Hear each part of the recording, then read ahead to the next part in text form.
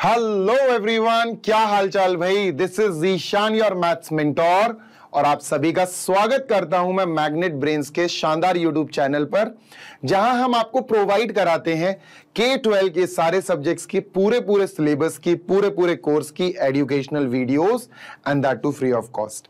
जी हां, आप हमारी वेबसाइट को भी यूज कर सकते हैं टू स्टडी। सारे वीडियोस आपको वहां पर भी मिल जाएंगे और हमारा ऐप भी आप इंस्टॉल कर सकते हैं। तो भाई, मेरा नाम है जीशान और मैं आप सभी का मैथ्स मेंटोर हूं। भाई, आज हम क्लास 9th का एक नया चैप्टर शुरू कर रहे हैं जिसका नाम है पॉलिनोमियल्स, और सामने आपको दिख ही रहा होगा चैप्टर ओवरव्यू और इंट्रोडक्शन का वीडियो रहेगा ये। इसमें हम चैप्टर की प्लानिंग करेंगे एज वेल एज अपन चैप्टर का इंट्रोडक्शन देखेंगे। चैप्टर का इंट्रोडक्शन थोड़ा सा लेंदी होता है बिकॉज मैं कोशिश करता हूं कि ज्यादा से ज्यादा चीजें जो हम इस चैप्टर में पढ़ने वाले हैं वो इधर ही इंट्रोडक्शन में आपको समझा दूं, तोड़ के मरोड़ के जैसे भी समझाना है, पर मैं कोशिश करता हूं कि इंट्रोडक्शन में आपको चैप्टर का ज्यादा से ज्यादा चीजें प्रोवाइड कर दूं। इसीलिए इंट्रोडक्शन थोड़ा सा लेंदी जाता है और इंट्रोडक्शन बहुत ज्यादा इंपॉर्टेंस रखता है भाई, है ना। तो चलो अपन पहले करेंगे चैप्टर का ओवरव्यू। चैप्टर को ऊपरी हिस्सा देखेंगे, चैप्टर का एक आइडिया ले लेंगे, एक टच मिल जाएगा कि चैप्टर में क्या क्या चीजें हैं और हमें क्या क्या चीजें पढ़नी है। तो चलो दोस्त, अपन शुरू करते हैं चैप्टर ओवरव्यू। और चैप्टर ओवरव्यू में सबसे पहले इंट्रोडक्शन। इसी वीडियो में we will go with the introduction of this chapter. Introduction में बहुत डिटेल में आपको मैं शुरू करूंगा आपकी क्लास 7th की नॉलेज से, है ना। We will start with algebra, then algebraic expression, then polynomial, then degree polynomial, value of polynomial. भाई बहुत चीजें पढ़ेंगे अपन आज, ठीक है। इंट्रोडक्शन में बहुत सारी चीजें पढ़ेंगे, समझ रहे हो। Linear polynomial, quadratic polynomial, cubic polynomial, monomial, binomial, trinomial, बहुत सारी चीजें हैं पढ़ने को आज, ठीक है।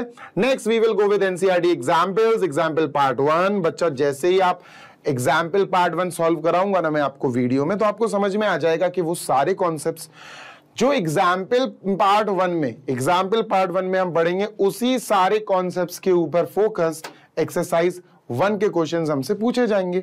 तो एक्सरसाइज 1 निपटा देंगे।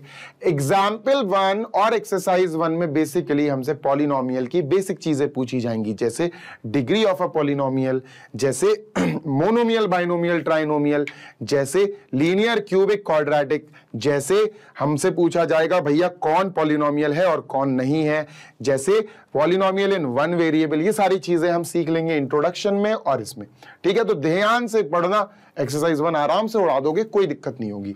फिर आता है बच्चों एनसीईआरटी का एग्जाम्पल 2। अब तो पैटर्न आपको याद है। एग्जाम्पल 2, ये जो एग्जाम्पल्स है ना, इसमें हम बेसिकली फोकस करेंगे बेटा अपने फैक्टर थ्योरम और रिमाइंडर थ्योरम पे। फैक्टर्स और रिमाइंडर्स निकालना, एक्चुअली रिमाइंडर निकालना सीखेंगे with the help of remainder theorem.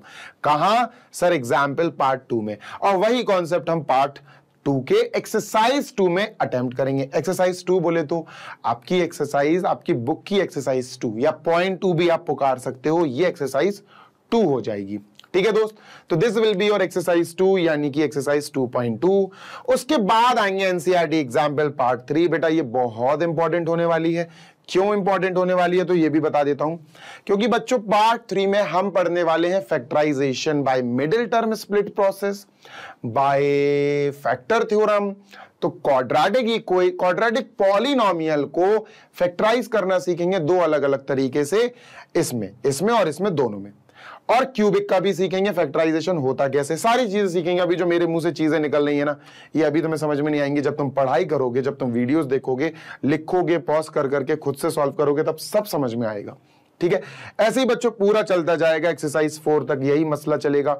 बेटा एनसीईआरटी एक्सरसाइज पार्ट 4 और एक्सरसाइज 4 बहुत इंपॉर्टेंट है, क्योंकि यहां पर आपको वो चीजें सिखाई जाएंगी जो आपकी पूरी लाइफ टाइम चलने वाली हैं। लाइफ टाइम नहीं तो भाई तब तक तो चलेंगी जब तक आप 12th तक हो, इवन आगे भी चलेंगी। अगर आप इंजीनियरिंग करोगे तो आगे भी आपको अलजेब्रिक आइडेंटिटीज का उपयोग करना पड़ेगा। x प्लस वाई का whole square, x minus y का whole square, x square minus y square, ये बहुत सारी आइडेंटिटीज हैं। 11-12 आइडेंटिटीज अपन पढ़ेंगे किसमें सर? एक्सरसाइज 4 और एग्जाम्पल्स पार्ट 4 में, ठीक है भाई। तो ये रहा भाई, नजर मार लो जल्दी से, ये रहा आपका पूरा का पूरा सिस्टम, पूरा का पूरा आपका चैप्टर का लेआउट कि चैप्टर कैसा दिखने वाला है, चैप्टर कैसा पढ़ाई करने वाले हैं अपन चैप्टर की, ठीक है। जल्दी देख लो भाई। अब ये चैप्टर हो गया, ये तो मेन चैप्टर हो गया आपका, एनसीईआरटी से निपटा देंगे, ये मेन चैप्टर हो गया। इसके बाद आती है मेन कहानी आपकी सबसे बढ़िया वाली। क्या सर एमसीक्यूज करेंगे भाई इस चैप्टर के? ऑब्वियस सी बात है, एमसीक्यूज तो एग्जाम में आते हैं, तो एमसीक्यूज की प्रैक्टिस करनी पड़ेगी। फिर हम चलेंगे असर्शन रीजन वाले क्वेश्चंस पे, फिर हम चलेंगे मोस्ट इंपॉर्टेंट क्वेश्चंस पे, फिर हम चलेंगे मोस्ट इंपॉर्टेंट क्वेश्चंस पार्ट 2। अब जरूरी नहीं है ये 2 पार्ट्स में ही आए, ये ज्यादा भी हो सकते हैं। मेरे हिसाब से इस चैप्टर में तो ज्यादा ही होंगे। एमआईक्यूज जो होंगे ना, मोस्ट इंपॉर्टेंट क्वेश्चंस, वो मेरे हिसाब से इस चैप्टर में 4 तो पार्ट आएंगे, 4 या 5। फिर अपना वन शॉट तो हो गई होगा। वन शॉट बेटा कम से कम 3 घंटे का पूरा चैप्टर चलेगा। 3 घंटे में हम पूरा चैप्टर थॉरोली कंप्लीट कर लेंगे, शुरू से लेकर एंड तक कंप्लीट कर लेंगे। लेकिन वो प्रैक्टिस बेटा वन शॉट में नहीं हो पाती है जो पूरा रेगुलर चैप्टर आप पढ़ते हो ना भाई। 2 बच्चे हैं मान के चलो, एक ये वाला एक ये वाला, ये मेरे पूरे लेक्चर्स अटेंड कर रहा है सारे। कहां से लेकर कहां तक सर? यहां से लेकर यहां तक पूरे कंप्लीट कर रहा है सर ये, ठीक है, पूरे यहां तक कंप्लीट करे सर उसने। और एक बच्चा ये वाला है जो सिर्फ इसके भरोसे बैठा है। तो भाई ऑब्वियस सी बात है, वो जो बच्चा पूरे कंप्लीट करके यहां तक आया वो बहुत स्ट्रांग होगा इस बच्चे के जो वन शॉट पढ़ेगा। हाँ, और अगर उस बच्चे ने जो यहां तक कंप्लीट करके आया उसने वन शॉट भी पढ़ लिया तो भाई वो तो पत्थर हो जाएगा, इतना बढ़िया उसका कॉन्सेप्ट हो जाएगा, ठीक है। तो भाई ध्यान रखना, one shot is not for overnight. क्या आपने ओवरनाइट पढ़ लिया? नहीं, वन शॉट एक तरह से रिवीजन प्रोसेस होता है, रिकॉल कराई जाती हैं चीजें कि बेटा ऐसा था ना, याद आ रहा है, ये कॉन्सेप्ट ऐसा था बेटा, तो आप कहोगे हाँ सर याद आ गया। तो चीजों को याद दिलाने के लिए वन शॉट बनाए जाते हैं, वन शॉट के क्लासेस लिए जाते हैं ताकि चीजें आपको याद आ जाएं। याद तब आएंगी जब आप पूरे रेगुलर लेक्चर्स अच्छे से देखोगे, है ना? बात समझ आ रही है ना? यस और नो? तो भाई ये भी आप देख लो, स्क्रीनशॉट ले लो और फिर चलते हैं हम आज के इंट्रोडक्शन पे। और इंट्रोडक्शन बेटा लिखा करो यार, इंट्रोडक्शन पे जो जो चीजें मैं लिखूं वो चीजें आपको भी लिखनी ही लिखनी है, ये याद रखना। डन? चले क्या? चलो भाई आगे चलते हैं, लेट अस मूव ऑन और आगे की गाड़ी देखते हैं भाई क्या है। चलिए सर जी आगे चलते हैं, let us move on and let us jump on to next गाड़ी। अब अपनी इंट्रोडक्शन ये आ गया, ब्लैंक अटेंशन नहीं लो, मुझे ब्लैंक ही चाहिए पड़ता है क्योंकि ब्लैंक से क्या होता है, दिल की सारी भावनाएं निकलती हैं। बच्चों ऐसा नहीं है कि अपन डायरेक्ट पॉलिनोमियल समझने लगेंगे, ऑब्वियसली नॉट यार। फिर इंट्रोडक्शन का मतलब ही क्या है? देखो सिंपल सी बात है, कोई भी टॉपिक है ना, कोई भी चैप्टर हो, आपके मैथ्स का कोई भी चैप्टर हो, आप उसकी हिस्ट्री जानो ना यार। क्या हमने इस शब्द की हिस्ट्री पढ़ी है या सीधा 9th क्लास में पॉलिनोमियल टपक के आ गया? नहीं भाई, पॉलिनोमियल अलजेब्रा की एक ब्रांच है। पहली चीज सुन लो सर, क्या है? पॉलिनोमियल अलजेब्रा की एक बहुत अच्छी ब्रांच है। क्या है sir? Branch of algebra, branch of algebra. अब आपको ध्यान आ रहा होगा, अलजेब्रा है ना, छोटी छोटी क्लासेस में अलजेब्रा अपन ने पढ़ा है। अलजेब्रा के नाम से ही चैप्टर्स आते हैं, है ना। बड़ी क्लास में जाओगे ना तो अलजेब्रा की पूरी एक बुक ही आ जाएगी, लो भाई 5 चैप्टर 10 चैप्टर, उसमें अलजेब्रा ही अलजेब्रा भरा होगा। तो अब मैंने आपको पॉलिनोमियल्स कनेक्ट कर दिया अलजेब्रा नाम से। अब तुम्हारा दिमाग चल रहा होगा कि हाँ सर अलजेब्रा कुछ तो था। अब अलजेब्रा में मैं तुम्हें कनेक्ट कर रहा हूं। अब अलजेब्रा में मैं चाहता हूं कि तुम थोड़ा सा दिमाग पे प्रेशर डालो और सोचो मेरे प्यारे कि यार अलजेब्रा था क्या? What was algebra? बच्चों algebra was about A B C D E F G H I J K L M N O P Q R S T U V W X Y Z। Letters की maths को हम algebra बोलते थे। जब हम letters use करते थे ना तब हम अलजेब्रा बोलते थे। Algebra is about something which we don't know और हमने उसको मान लिया कि ये ऐसा है, ठीक है। मान के चलो आपके एग्जाम्स फॉर एग्जाम्पल मुझे नहीं पता कब से शुरू हो रहा है, पर आप मुझसे पूछो नहीं सर आप गैस करो बताओ कब से होंगे एग्जाम, तो मैं बोल दूंगा आपके एग्जाम मान के चलो एक्स डेट को शुरू हो रहे हैं, एक्स। अब एक्स क्या हो गया? अब एक्स में तो बहुत सारी चीजें हो सकती हैं, हो सकती नहीं। ये जो एक्स बोला मैंने ये हो जाएगा लेटर, ये हो जाएगा, ये सबसे पहला रिफ्लेक्शन देगा आपको अलजेब्रा का, सबसे पहला रिफ्लेक्शन देगा अलजेब्रा का कि हाँ ये है अलजेब्रा, है ना। सपोज मैं कहूं कि Reena is 2 years older than Rahul. Reena जो है वो राहुल से 2 year एल्डर है, 2 साल बड़ी है। तो भैया राहुल की एज नहीं पता हमें, हम रीना की एज कहां से बता देंगे? तो आप क्या करोगे, आपका दिमाग चलेगा कि यार एक काम करते हैं, जो राहुल है ना, अपन को ये पता है कि रीना जो है राहुल से 2 साल बड़ी है, 2 साल एल्डर है। तो एक काम करते हैं यार, राहुल की एज को अपन मान लेते हैं एक्स ईयर्स, कि सर एक्स होगा, कोई ना कोई नंबर होगा, ठीक है देख लेंगे क्या होगा, सर एक्स ईयर्स मान लेते हैं। और अगर राहुल एक्स ईयर्स है तो जो रीना है, रीना तो वो इससे 2 साल बड़ी है, तो रीनाज एज हो जाएगी सर राहुल की एज यानी एक्स, उसमें 2 ऐड कर दो सर, तो एक्स प्लस 2 ईयर्स। सर ये हो गई रीना की एज। अरे भाई मेरे प्यारे बच्चे, ये क्या पढ़ रहे हैं अपन, ये अलजेब्रा तो है ही, दिस इज अलजेब्रा, यही तो अलजेब्रा है। और ये आपने क्लास 6 से स्टार्ट कर दी थी पढ़ना, 6 7th में आपने पढ़ना स्टार्ट कर दिया। 6th क्लास में इक्वेशंस दी होती थी आपको सॉल्व करने को, 6th क्लास में, मैंने 6th क्लास भी पढ़ाई है इसलिए मुझे याद है। क्या होती थी भाई, ऐसे होता था, देखो 2x - 6 is equal to 3x। अब आपसे कहा जाए solve for x, solve for x, तो आपने क्लास 6 7th में ये सीखा है। आप क्या करते हो, यहां सर 3x है तो इसको भी यहां ले जाते हैं, -6 is equal to 3x, minus का 2x हो जाएगा। ट्रांसपोजिशन आपने सीखा है, ट्रांसपोज करना, कि सर LHS से RHS में कोई चीज जाएगी तो पॉजिटिव से नेगेटिव हो जाएगी। ये आप अभी 9th में नहीं सीख रहे हो, ये आपने क्लास 6 में सीखा है, आपके टीचर ने सिखाया होगा। तो सर ये बचेगा x, 3x में से 2x गया, 1x is equal to -6, sir x आ गया -6। ये क्या है ये सारी चीजें, सर अलजेब्रा तो है ही, समझ में आ रही है बात? These are the things of algebra. बात क्लियर है? Yes sir. तो भैया पॉलिनोमियल अलजेब्रा की एक स्पेशल ब्रांच है। अलजेब्रा सर ने याद दिला दिया, मैंने मतलब आपको याद दिला दिया अलजेब्रा है क्या। ठीक है सर, हटाते हैं भाई इसको। ठीक है सर, अलजेब्रा के मेन कंपोनेंट्स पढ़ लेते हैं कुछ। ठीक है, अलजेब्रा के मेन कंपोनेंट्स पढ़ लेते हैं। क्लास 7th और 8th में एक चैप्टर आया होगा आपके क्लास में, algebraic expressions. Algebraic expressions, algebra से एक्सप्रेशंस बनाना सीखो। तो भैया अलजेब्रा के बाद अगर मैं तुमसे कहूं थोड़ा सा फोकस करो सर, तो यहां पर अब तुम तो उतर के आओगे नेक्स्ट स्टेप पे, दैट इज अलजेब्रिक एक्सप्रेशन। कहां आए सर अब उतर के तुम? Algebraic expressions, RAIC expressions. ये क्या होता है बच्चों, अभी अपन थोड़ा इस पे डिस्कशन करेंगे, लेकिन इस पे डिस्कशन करने से पहले मुझे इसकी हिस्ट्री बतानी पड़ेगी तुम्हें। यस, इसकी भी हिस्ट्री है। हाँ जी, ये कैसे बनता है, ये सारी चीजें सीखनी है अपन को। गेटिंग माय पॉइंट, समझ में आ रही है बात? सारी चीजें डिस्कस करेंगे बच्चों, एक भी चीज स्किप नहीं करने वाले हैं हम, सो टेंशन ना लो। सर अभी अपन समझेंगे 5 से 10 मिनट अलजेब्रिक एक्सप्रेशन के बारे में। ठीक है, मेरी बात सुनो सर। क्या होता है कि अलजेब्रा बहुत ज्यादा 4 चीजों से बनी होती है, 4 चीजों से। ठीक है, 4 चीजों से बनी होती है अलजेब्रा। अलजेब्रा का सबसे इंपॉर्टेंट पार्ट जो है बेटा वो होता है वेरिएबल्स। सब याद दिलाऊंगा आपको। वेरिएबल, जो दूसरा मेन पार्ट होता है उसको बोलते हैं सर कांस्टेंट, जो तीसरा मेन पार्ट होता है उसको बोलते हैं ऑपरेटर्स, ठीक है, तीसरा ऑपरेटर है, वेरिएबल्स, कांस्टेंट्स, ऑपरेटर्स, और चौथा जो है, वैसे पढ़ा देता हूं, चौथा कोएफिशिएंट्स। कोएफिशिएंट, सारी चीजें बताऊंगा, सबकी डेफिनेशन लिखवाऊंगा, है ना, टेंशन नहीं लेने का, सब पढ़ाया जाएगा। ठीक है, ओके।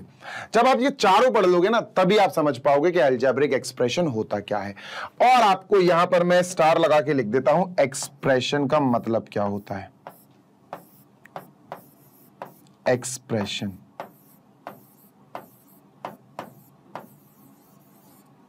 ठीक है, चलो पहले एक्सप्रेशन समझा देते हैं तुम्हें। ठीक है, अच्छा एक बात बताओ, एक नई चीज बता रहा हूं, नई चीज तो नहीं है, तुम लोग को उम्मीद है मुझे कि तुम लोग को याद होगा बेटा। सेल्सियस से, डिग्री सेल्सियस से केल्विन में कैसे कन्वर्ट किया जाता है? How can you convert degree Celsius into kelvin? सुनना गौर से, बहुत गौर से सुनना।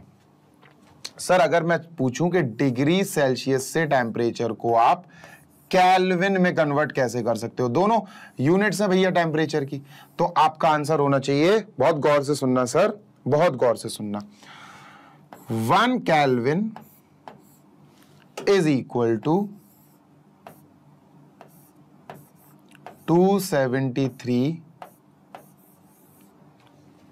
बहुत गौर से सुनो, 1 केल्विन कह दिया यार मैंने, sorry, 1 Celsius, 1 degree Celsius is equal to 1 plus 273 Kelvin.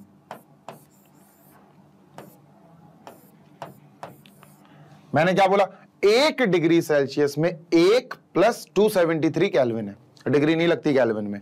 मैंने बोला कि यार ये 1 डिग्री है, बस 1 में 273 जोड़ दो। अच्छा, ऐसे ही मैं अगर कहूं कि यार 3 डिग्री सेल्सियस में कितने केल्विन होते होंगे, तो तुम कहोगे सर 3 प्लस 273 केल्विन, ये होता है। तो यहां भी 3 है और यहां भी 3 है। तो बच्चों ऐसे बना सकते हैं क्या अपन, x degree Celsius is equal to x plus 273 Kelvin, है ना, ऐसे लिख सकते हैं। x की जगह 5 लिख दो, 5 डिग्री सेल्सियस तो 5 प्लस 273 केल्विन, 8 लिख दो 1 डिग्री सेल्सियस तो 8 प्लस 273 डिग्री केल्विन। यही है ना, यही क्लियर है। तो बच्चों ये जो एक चीज बन गई, जो फॉर्मूला जैसा कुछ बन गया ना, इसको बोला जाता है expression, group of somethings. Expression इसको बोला जाता है। एक्सप्रेशन का मतलब होता है आप एक कॉम्बिनेशन बना दो, जरूरी नहीं है इक्वल टू आए वहां, जरूरी नहीं है, ये एक एक्सप्रेशन बन जाएगा। जरूरी नहीं है इक्वल टू आए, इक्वल टू आएगा तो फिर तो इक्वेशन बनेगा, वो एक्सप्रेशन नहीं होगा। ठीक है, मैं बस इतना समझाना चाह रहा हूं कि एक्सप्रेशन का मतलब होता है ग्रुप, किसी चीज का कलेक्शन कर लो आप, किसी चीज का आप कलेक्शन कर लो। जैसे मैं अब पहले ये डिस्कस करेंगे अपन, चलो वेरिएबल की बात करते हैं सबसे पहले। ठीक है, देखो मैंने एग्जाम्पल के तौर पर लिया माई एज, मेरी एज, है ना। कई बच्चे मुझे बहुत कम एज का समझेंगे, कई बच्चे मुझे बहुत ज्यादा एज का समझेंगे, कई बच्चे एग्जैक्ट एज का अंदाजा लगाएंगे। कई बोलेंगे सर 25, कई बोलेंगे 29, कई बोलेंगे 31, कई बोलेंगे 20 तो नहीं बोलेंगे, तभी मैं यंग नहीं दिखता हूं। ठीक है, तो कई लोग 28 भी बोलेंगे, जो एक्चुअली सही है। ठीक है, तो अलग अलग वैल्यूज आ गई। जब तक मैंने आपको सही नहीं बताया तब तक आपके दिमाग में अलग अलग वैल्यूज चली, सेम चीज की अलग अलग वैल्यूज, है ना। मैंने बात करी मेरी एज की, एक बंदा वहां बैठा जम्मू कश्मीर में, एक बंदा बैठा छत्तीसगढ़ में, एक बंदा बैठा उड़ीसा में, एक बंदा बैठा भाई राजस्थान में, एक लड़की बैठी है रेगिस्तान में मतलब अलग अलग जगह बैठ के मेरा वीडियोस देख रहे हो आप लोग, और वहां पर आप लोगों ने अपने मन में सोचा कि सर की एज इतनी हो सकती, सर की एज इतनी हो सकती, सर की एज इतनी हो सकती, इतनी हो सकती। ये इतनी इतनी इतनी इतनी ये जो चीज चेंज हो रही है ना, कोई 20, कोई 22, कोई 28, कोई 30 साल, ये जो चेंज हो रही है ना, ये चेंजिंग, एक ही चीज अलग अलग लोगों से पूछी गई तो चेंज हो रही है, इसी को बोला जाता है वेरिएबल। ऐसी चीज सर जो स्थिर ना हो, जो स्टेबल ना हो। हां, अगर मैं बता दूं माय एज इज 28 इयर्स, अब बता दिया ना मैंने आपको, अब वो स्टेबल हो गई। अब सारे लोग जितने भी देख रहे हैं मुझे, सबके मन में मेरी एज 28 ही चल रही होगी। अब वो फिक्स्ड हो गई, है ना, अब इट इज फिक्स्ड। बेटा जब भी कोई चीज अनस्टेबल रहती है तो हम उसको एक लेटर से डिनोट करते हैं, we denote it by letter. छोटा x, छोटा y, छोटा z, छोटा a, छोटा b, उसको वेरिएबल बोला जाता है। ठीक है, जैसे मैंने क्या बोला, आपको एग्जांपल दिया था ना, माय एज, एक ही चीज को अलग अलग लोग अलग अलग चीज सोच रहे हैं तो उसको बोला जाता है अनस्टेबल। क्या बोला जाता है? Unstable things. अनस्टेबल थिंग्स, जो स्टेबल ना हो, है ना, अनस्टेबल। और इनको किसकी मदद से लिखा जाता है दोस्त? लेटर्स की मदद से, स्मॉल लेटर्स की मदद से, कैपिटल नहीं, स्मॉल लेटर्स की मदद से। ठीक है, कैपिटल भी यूज कर लेते हैं, कोई दिक्कत नहीं। तो कभी भी आपसे आप लिखा हुआ देखो कि भैया इस टावर की लेंथ है m feet, m feet, m feet या m फुट, जो भी है, तो m क्या है? अब कई लोग टावर को देखेंगे, भैया एक ही टावर है, एक इंसान कह रहा है यार ये 100 फीट का होगा, कोई कह रहा है नहीं नहीं नहीं नहीं ये 80 फीट का होगा, कोई आता है वो कहता है नहीं यार इतना लंबा भी नहीं है, ये तो ये 50 फीट का होगा। अलग अलग चीज जा रही है ना। अब मान के चलो कोई मेजरिंग वाले का मेजर करने वाले आए, जैसे भी करके एग्जैक्ट वैल्यू बता दी 75 फीट। अब आपको पता चल गया m नहीं आएगा भैया, अब m का काम खत्म हो गया, अब ये फिक्स्ड हो चुकी है, the height of the tower is 50 feet. समझ में आ गया ना, 50 फीट। तो जब आपको 50 पता चल जाए तो ये जो 50 निकला है ना सबके दिमाग से, ये होता है कांस्टेंट। क्या होता है? कांस्टेंट का मतलब होता है स्टेबल, फिक्स्ड। स्टेबल फिक्स्ड क्या होता है? Stable fixed. और ये बेसिकली नंबर्स को बोला जाता है। नंबर्स जो वेरिएबल से आजाद होते हैं। मैंने क्या बोला? ध्यान देना इस शब्द पे, जो वेरिएबल से आजाद होते हैं। आजादी मतलब ना ही वेरिएबल से मल्टीप्लाई में होंगे और ना ही डिवाइड में। देखो एक नंबर लिखा सपोज मैंने 7 और दूसरी जगह लिख दिया 7 इंटू वाई। एक नंबर लिखा 7 और एक नंबर लिखा 7 इंटू वाई। कॉन्स्टेंट बताओ क्या होगा? मैंने लिखा भैया ये है 7 मीटर और ये है 7 वाई मीटर। अब बताओ कांस्टेंट 7 होगा कि 7 होगा? कौन सा 7 होगा? ऊपर वाला 7 कि नीचे वाला? ऊपर वाला 7 कांस्टेंट होगा क्योंकि वो किसी भी वेरिएबल के बंधन में नहीं है। हां, अगर इसके आगे y प्लस 7 आ जाए तब भी ये कांस्टेंट होगा क्योंकि y इसका कुछ नहीं उखाड़ सकता, y इसका कुछ भी नहीं कर सकता। y प्लस में है, y माइनस में होता, प्लस में होता, कोई दिक्कत नहीं है। मल्टीप्लाई में नहीं होना चाहिए कांस्टेंट के साथ कोई भी लेटर। मुझे छींक आ रही है बहुत तेज। आजा आजा। Okay, sorry for the disturbance, पर क्या करूं, जुकाम बहुत ज्यादा, जुकाम बहुत तेज हो रहा है। आई थिंक मुझे एसी बंद करना पड़ेगा। Just give me a second. अरे बंद हो जा भाई, एसी बंद हो गया, ठीक है। चलिए, हाँ तो क्या बात कर रहे हैं भाई? अपन बात कर रहे हैं सर वेरिएबल्स और कांस्टेंट्स की, ठीक है। सपोज मैंने आपको एग्जांपल दिया, we have a rectangle and we don't know its length and breadth. हमें उसकी लेंथ और ब्रेथ नहीं पता। तो आपने एक रेक्टेंगल बनाया और आपने कह दिया कि सर चलो लेट कर लेते हैं अपन, इसकी लेंथ है x और ब्रेथ है y। लो भाई, तो x और y क्या होगा? कुछ भी हो सकते हैं भाई। कोई देख के कह देगा सर 10 सेंटीमीटर है, कोई देख के कह देगा y की वैल्यू 2 सेंटीमीटर है, कोई x की वैल्यू बता देगा 20 सेंटीमीटर है, कोई y की वैल्यू बता देगा 50 सेंटीमीटर है। तो अलग अलग वैल्यूज जाएंगी। अभी आपके दिमाग में ये कुछ भी हो सकती है वैल्यूज। लेकिन अगर मैं तो अभी जब कुछ भी हो सकती है तो ये वेरिएबल्स में काउंट हो गई। लेकिन अगर मैंने अभी इसको इरेज कर दिया और मैंने कहा बेटा कि ये 10 सेंटीमीटर है और ब्रेथ इसकी 5 सेंटीमीटर है, तो ये जो 10 लिखा है ना मैंने, ये कांस्टेंट है। ये जो 5 लिखा ना मैंने, ये कांस्टेंट है क्योंकि 10 सेंटीमीटर का मतलब है 10, स्टेबल रहेगी, वो फिक्स्ड रहेगी। 5 सेंटीमीटर का मतलब है 5। क्लियर आ गया? समझ में आ गई बात? वेरिएबल और कांस्टेंट। वेरिएबल का मतलब है बेसिकली लेटर्स जिनकी वैल्यूज फिक्स नहीं होती हैं। वैल्यूज कुड बी एनीथिंग, कुछ भी वैल्यूज हो सकती है, एक्स वाई जेड कुछ भी हो सकती है, ठीक है। और कांस्टेंट का मतलब basically those numbers which are fixed और जो किसी भी वेरिएबल के साथ मल्टीप्लाई और डिवाइड में ना हो। समझ आ गई बात? डन, ठीक है सर। अब बढ़ते हैं ऑपरेटर्स की तरफ, ठीक है दोस्त। ऑपरेटर्स पढ़ते हैं। देखो यार, ऑपरेटर्स, आप मैथ्स पढ़ रहे हो, मैथ्स में ऑपरेशंस कौन करता है? देखो यार, ऑपरेशन थिएटर में डॉक्टर ऑपरेशन करता है, ऑब्वियस सी बात है। लेकिन अगर उसके पास टूल्स नहीं हो तो ऑपरेट नहीं कर पाएगा वो, है ना। टूल्स क्या होते हैं? सिजर होता है, कटिंग नाइफ होता है, कटिंग ब्लेड होता है, बहुत सारी चीजें होती हैं, सर्जिकल इंस्ट्रूमेंट्स होते हैं, बहुत चीजें होती हैं। अगर ये इंस्ट्रूमेंट्स ही ना हो, ये डिवाइसेस ही ना हो, तो डॉक्टर भी सर्जरी या ऑपरेशंस नहीं कर पाएंगे।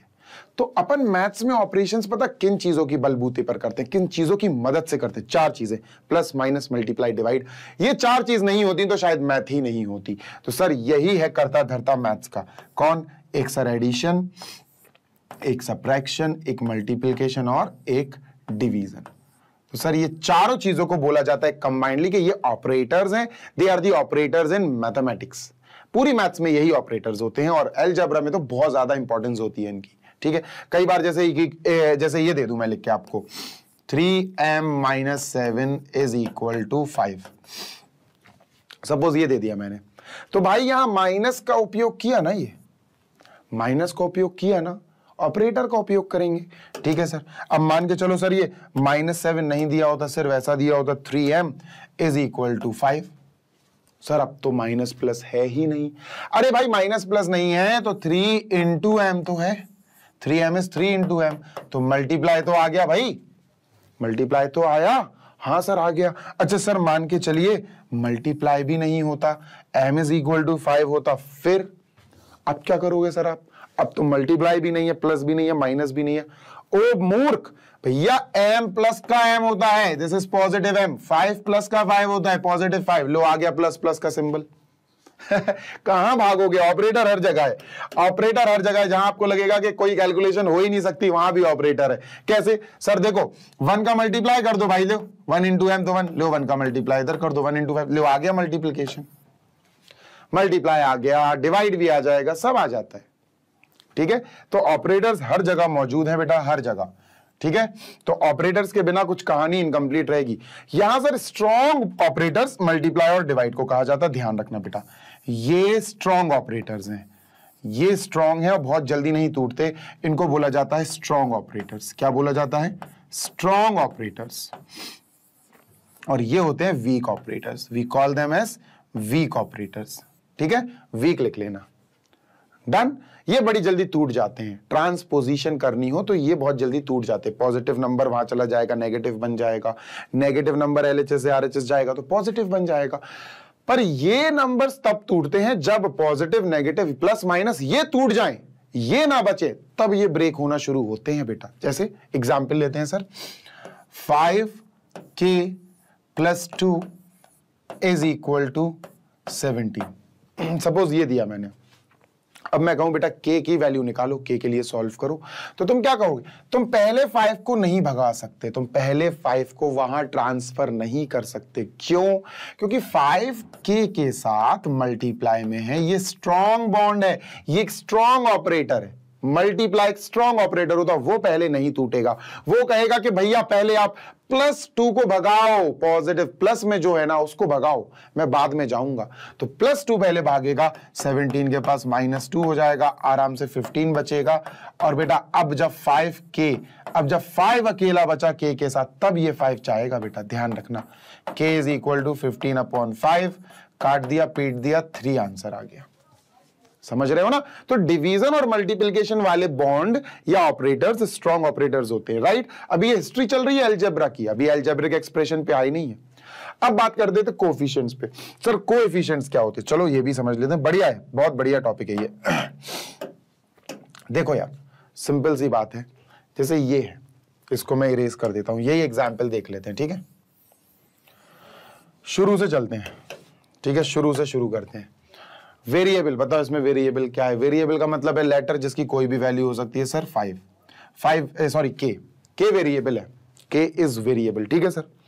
कांस्टेंट नंबर्स को बोलते हैं, सिर्फ नंबर्स को। तो सर यहां तो 2 भी एक नंबर है, 17 भी है और 5 भी है। बेटा 5 कांस्टेंट नहीं हो सकता है, मैंने कांस्टेंट समझाते टाइम बताया था, वो नंबर्स जो वेरिएबल के साथ अटैच ना हो, मल्टीप्लाई में ना हो और डिवाइड में ना हो। मैंने क्या बोला? वो नंबर्स जो मल्टीप्लिकेशन में भी ना हो और डिवीजन में भी ना हो, किसी भी लेटर के साथ, किसी भी वेरिएबल के साथ। तो सर 5 तो मल्टीप्लिकेशन में है, हाँ यार, तो 5 यहां कांस्टेंट नहीं होगा, 5 यहां कांस्टेंट नहीं होगा। हाँ, प्लस का 2 कांस्टेंट होगा, प्लस का 17 एक कांस्टेंट नंबर है, ये दोनों कांस्टेंट है। ठीक है, 5 कांस्टेंट नहीं है। सर तो फिर 5 है क्या? फिर 5 है क्या? बेटा ये कोएफिशिएंट है।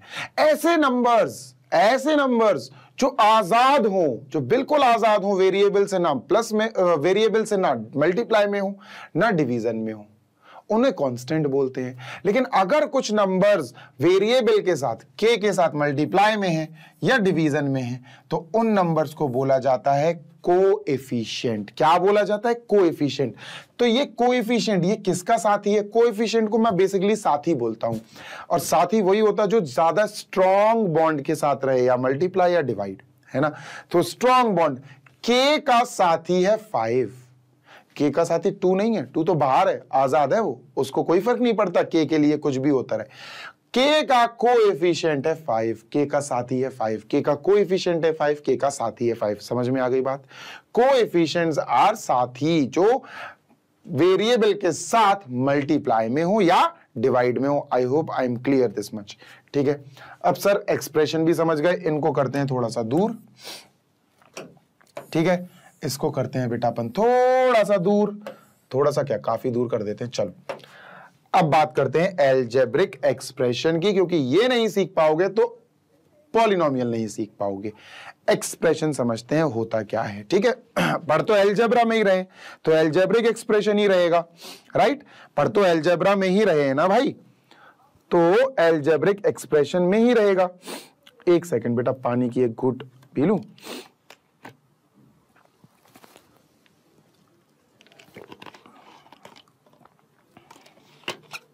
चलो तो सर जी आगे चलते हैं, let us move on. Okay चलिए भाई, अलजेब्रिक एक्सप्रेशन की बात कर लेते हैं। देखो यार सिंपल सी बात है, ये जो चार चीजें हैं ना, बस इनका मिक्सचर आ जाए वो अलजेब्रिक एक्सप्रेशन हो जाता है। इनको मिक्स करके लिख दो, बस तोड़ दो मरोड़ दो कुछ भी करो। वेरिएबल, सर एक वेरिएबल ले लेते हैं अपन p, चलो सर p ले लिया। कांस्टेंट, चलो इसके आगे कांस्टेंट लगा देते हैं, माइनस का 7। माइनस का 7 एक कांस्टेंट है, कांस्टेंट प्लस और माइनस में लग सकते हैं और नंबर्स होते हैं, ठीक है। ऑपरेटर, ऑपरेटर अपन ऑलरेडी लगा चुके माइनस, ठीक है, ऑपरेटर ऑलरेडी लगा चुके माइनस। कोएफिशिएंट लगा दो, तुम्हारी इच्छा हो तो लगा दो, नहीं हो तो छोड़ दो। चलो हम 2 लगा देते हैं। सर ये बन गया हमारा अलजेब्रिक एक्सप्रेशन, खत्म। ये बन गया हमारा अलजेब्रिक एक्सप्रेशन। बात समझ में आई? इक्वल टू मत करना बेटा, नहीं तो अलजेब्रिक इक्वेशन बन जाएगी वो, ठीक है। अलजेब्रिक एक्सप्रेशन है, समझ आ गई बात? Yes sir. चलो फिर से करते हैं सर। अब चलो वेरिएबल लेते हैं। सर अब हम वेरिएबल ऐसे ले सकते हैं क्या, m की पावर 3? हाँ बिल्कुल ले सकते हो, वेरिएबल होना चाहिए बस। वेरिएबल m है, 3 बार है, m into m into m, बिल्कुल ले सकते हो, कोई समस्या नहीं, कोई दिक्कत नहीं, ठीक है सर। उसके बाद कांस्टेंट, चलो कांस्टेंट क्या सर, हम प्लस माइनस में कोई भी फ्रैक्शन भी ले सकते हैं, रूट वाला नंबर ले सकते हैं भाई, कोई भी ले लो तुम। लो भैया सर √3, ये कांस्टेंट है, this is a constant number, क्योंकि इसके साथ कोई भी वेरिएबल मल्टीप्लाई में नहीं है और डिवाइड में नहीं है। फिर आता है ऑपरेटर, ऑपरेटर प्लस ऑलरेडी लगा चुके हैं अपन। फिर आएगा कोएफिशिएंट, लगाना हो लगाओ, नहीं लगाना हो नहीं लगा लो भैया, 1/3 लगा दिया मैंने। ये हो गया कोएफिशिएंट, साथ ही हो गया m³ का, m³ का कोएफिशिएंट 1/3 हो गया। सर ये जो मिला अपन को ये पोर्शन, ये क्या कहलाएगा? This will be called as algebraic expression. बात क्लियर हो गई? अब याद रखना बेटा कि अलजेब्रिक एक्सप्रेशन में जो सबसे ज्यादा इंपॉर्टेंस रखता है वो है वेरिएबल, वो है वेरिएबल, ठीक है। चलो तो algebraic expression is done. Algebraic expression बनाना आ गया ना। अलजेब्रिक एक्सप्रेशन में आप क्या लिखोगे, मैं फिर से बोल दे रहा हूं, algebraic expression is a collection of variables, constants, operators and coefficients, ठीक है। ये कलेक्शन होता है, सिंपल सी बात है, डन। अब चलते हैं अलजेब्रिक एक्सप्रेशन के बाद पॉलिनोमियल समझने में। अब पॉलिनोमियल पे फोकस करेंगे, पॉलिनोमियल समझेंगे डिटेल में, राइट। चलिए सर पॉलिनोमियल समझते हैं अपन थोड़ा ज्यादा डिटेल में जाके, डन। चलो ओके, तुम सोचो पॉलिनोमियल क्या हो सकता है, पॉलिनोमियल हो क्या सकता है, तुम सोचो, अपने हिसाब से दिमाग लगाओ। पढ़ाई तो करी होगी भाई, ऐसा तो है नहीं है कि बिल्कुल ही बैठे रहे अपन, है ना, पढ़ाई तो कर रखी है भाई अपन ने। चलो तो सर पॉलिनोमियल्स, अब आता हूं सामने, सर दुख रहा है मेरा थोड़ा सा, कोई नहीं, पढ़ाने में कमी नहीं छोड़ूंगा तुम्हें। अच्छा, polynomials are a special type of algebraic expressions. polynomial special algebraic expressions हैं, ठीक है। let me just write special algebraic expression, ठीक है। मैं क्या लिखता हूं, सुनो गौर से, स्टार polynomial बता रहा हूं अब तुम्हें। polynomial is a special algebraic expression, is a special algebraic expression, is a special algebraic expression। कैसा स्पेशल सर, क्या स्पेशलिटी है? गौर से सुनना, अब आगे लिख रहा हूं, स्पेशलिटी बता रहा हूं। is a special algebraic expression in which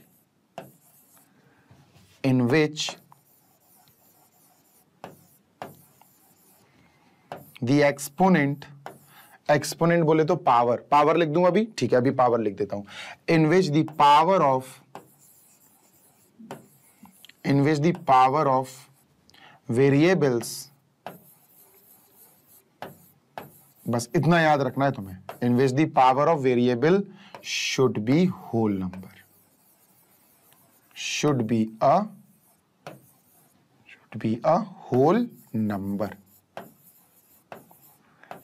समझ आई बात? नहीं आई बात समझ में? देखो बताता हूं, सुनो। बेसिकली बहुत गौर से सुनना, जैसे मैं एग्जाम्पल से समझाऊंगा यार, ऐसे नहीं समझ ऐसे तुम समझ भी नहीं पाओगे। देखो सुनो, अपन कुछ पॉलिनोमियल्स लिखते हैं, 3k² + 2k, एल्जेब्रिक एक्सप्रेशन है बेटा ये, ठीक है। कोएफिशिएंट है k² का 3, k का कोएफिशिएंट है 2, ठीक है। कांस्टेंट नहीं है, नहीं रहने तो कोई दिक्कत नहीं है, वेरिएबल तो है। और लिखते हैं बच्चों अपन -7/2 √x + 5, ठीक है। और लिखते हैं भाई 9p³ + 2/p², ठीक है। चलो ये लिख दिया, ठीक है। और लिख दें -5x to the power 0 + 9। 4 example लिख लिए बच्चों मैंने, ये आपके लिए मैंने ये 4 एग्जाम्पल्स लिख लिए। अब इन चारों का ही डिस्कशन होगा जो होगा, ठीक है। Let us discuss these 4। अब सुनना मेरी बात, गौर से सुनना जरा, ठीक है। देखो, क्या ये एल्जेब्रिक एक्सप्रेशंस हैं? हाँ, एल्जेब्रिक एक्सप्रेशंस तो हैं। एल्जेब्रिक एक्सप्रेशंस में आपको सिर्फ एक चीज देखनी पड़ती है कि वेरिएबल्स हो, तुम्हारा कोएफिशिएंट्स होना चाहिए, मतलब एक तरह से कलेक्शन होता है लेटर्स का, नंबर्स का, प्लस माइनस का, यही होते हैं एल्जेब्रिक एक्सप्रेशन।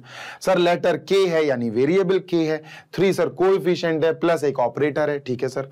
7/2 सर √x का, √x एक वेरिएबल है x, उसका सर कोएफिशिएंट है, उसका साथी है, +5 प्लस एक ऑपरेटर हो गया, 5 हो गया सर एक कांस्टेंट नंबर है ना, 9 हो गया p³ का कोएफिशिएंट साथी, और सर 2/p²। सब अच्छा है, ये सब एल्जेब्रिक एक्सप्रेशंस हैं, पर क्या ये पॉलिनोमियल है? कैसे जज करेंगे अब तुम्हें समझाता हूं, गौर से सुनो।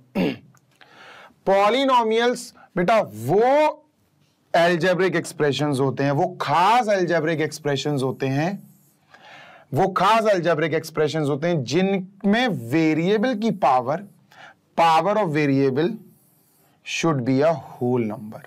होल नंबर बोले तो 0, 1, 2, 3, 4, ये होल नंबर बोले तो 0, 1, 2, 3, 4, 5, ये मतलब वेरिएबल पकड़ो। चलो सर इसका वेरिएबल पकड़ते हैं, वेरिएबल है सर k, वेरिएबल है k, इनकी पावर पकड़ो, इनकी पावर है 2, इनकी पावर है सर 1, ठीक है। वेरिएबल से मतलब है हमें, और किसी चीज से मतलब नहीं है, ठीक है भाई। तो वेरिएबल यहां है k, यहां है k की पावर 2, k की पावर 1, बेटा 2 and 1, power of variable should be whole number, 2 और 1 दोनों होल नंबर्स हैं, तो ये एक पॉलिनोमियल हो गया। This algebraic expression can be called as a polynomial. Yes, it can be called as a polynomial because इस एल्जेब्रिक एक्सप्रेशन ने पॉलिनोमियल होने के रूल्स फॉलो करे, मतलब वेरिएबल की पावर होल नंबर्स हैं।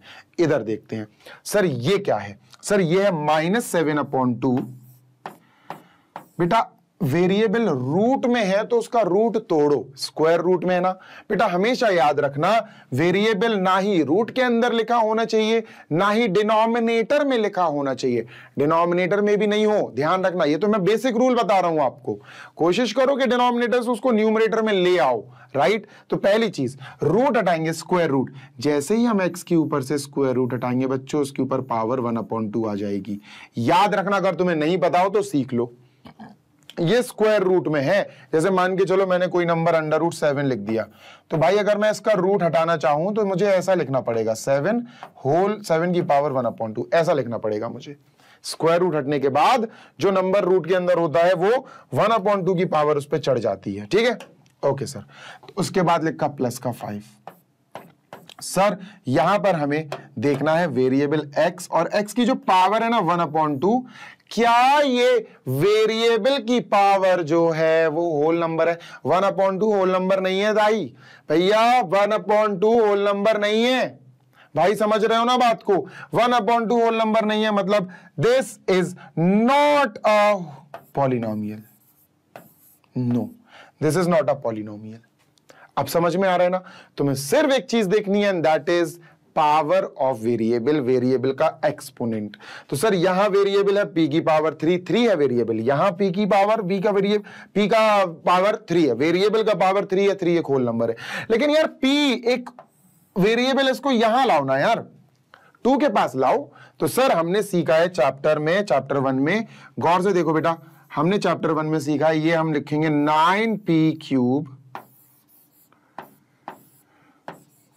प्लस 2, और p की पावर 2 ऊपर आएगा तो p की पावर -2 हो जाएगा। सर ध्यान रखना, जब भी हम न्यूमरेटर से डिनोमिनेटर या डिनोमिनेटर से न्यूमरेटर में किसी पावर वाली चीज को ले जाते हैं तो उनकी पावर का नेचर अपोजिट हो जाता है। ये प्लस का 2 है, पावर ऊपर आएगा, माइनस का 2 हो जाएगा। अब पावर देखो बेटा, अब पावर देखो, इसकी पावर 3 है, होल नंबर है, हाँ सर, लेकिन इसकी पावर -2 है, -2 एक होल नंबर नहीं होता है, -2 एक होल नंबर नहीं होता है, वो इंटीजर होता है, अलाउड ही नहीं है। अगर ये पॉलिनोमियल होती तो इसके पास -2 नहीं होता, फिर ये होल नंबर होता, और ये -2 पावर ले आई, इसका मतलब ये पूरा पॉलिनोमियल नहीं है, this is not a polynomial. हम लिखेंगे नो, सर ये पॉलिनोमियल नहीं है। बात समझ में आ गई? अब इधर देखो बेटा, x की पावर क्या है? x की पावर 0 है सर, x की पावर यहां पर सर गौर से देखिए 0 है, वी हैव x की पावर 0, वेरिएबल x है, x की पावर 0 है भैया, 0 एक होल नंबर होता तो है, तो ये एक पॉलिनोमियल है, यस ये एक पॉलिनोमियल, खत्म। समझ में आ गई बात? यस और नो? समझ आ गई ना बात? यस और नो भाई? डन। चलिए मूविंग अहेड, आगे चलते हैं sir, late us move on. चलिए थोड़ा बेटा लंबा जाएगा ये सेशन, है ना, आधा पौने घंटे का और जाएगा कम से कम। सो आई एम इरेजिंग दिस। हमने बहुत अच्छे से पॉलिनोमियल समझ लिया, अब समझते हैं पॉलिनोमियल के टाइप्स। ठीक है, पॉलिनोमियल के टाइप्स। मैं डायरेक्ट नहीं आऊंगा चैप्टर पे, अब आया हूं 40-50 मिनट के बाद टॉपिक पे, पॉलिनोमियल होता क्या है। Polynomial are special types of algebraic expression. Algebraic expression क्या होता है बनाना बता दिया बेटा, इन चारों चीजों से अलजेब्रिक एक्सप्रेशन बनते हैं, इनके कॉम्बिनेशन को अलजेब्रिक एक्सप्रेशन बोलते हैं। Polynomial are those types of algebraic expression जिनमें वेरिएबल्स की पावर होल नंबर होती है, याद रखना बेटा, ठीक है। डन। तो सर ये कंप्लीट हो गया, मैं इसको इरेज करता हूं, and now I am going to write a new topic, that is types of polynomials. क्या भैया? Types of polynomials. अच्छा पहले एक हेडिंग और पढ़ लेते हैं, एक हेडिंग पढ़ लेते हैं, पॉलिनोमियल इन वन वेरिएबल, फिर अपन टाइप्स पढ़ेंगे, ठीक है। एक हेडिंग पढ़ लेते हैं अब अपन sir, polynomial in one variable. Sir ये क्या है? अरे भैया अब समझा तो रहा हूं यार, तुम्हें मजा ना आए तो कहना।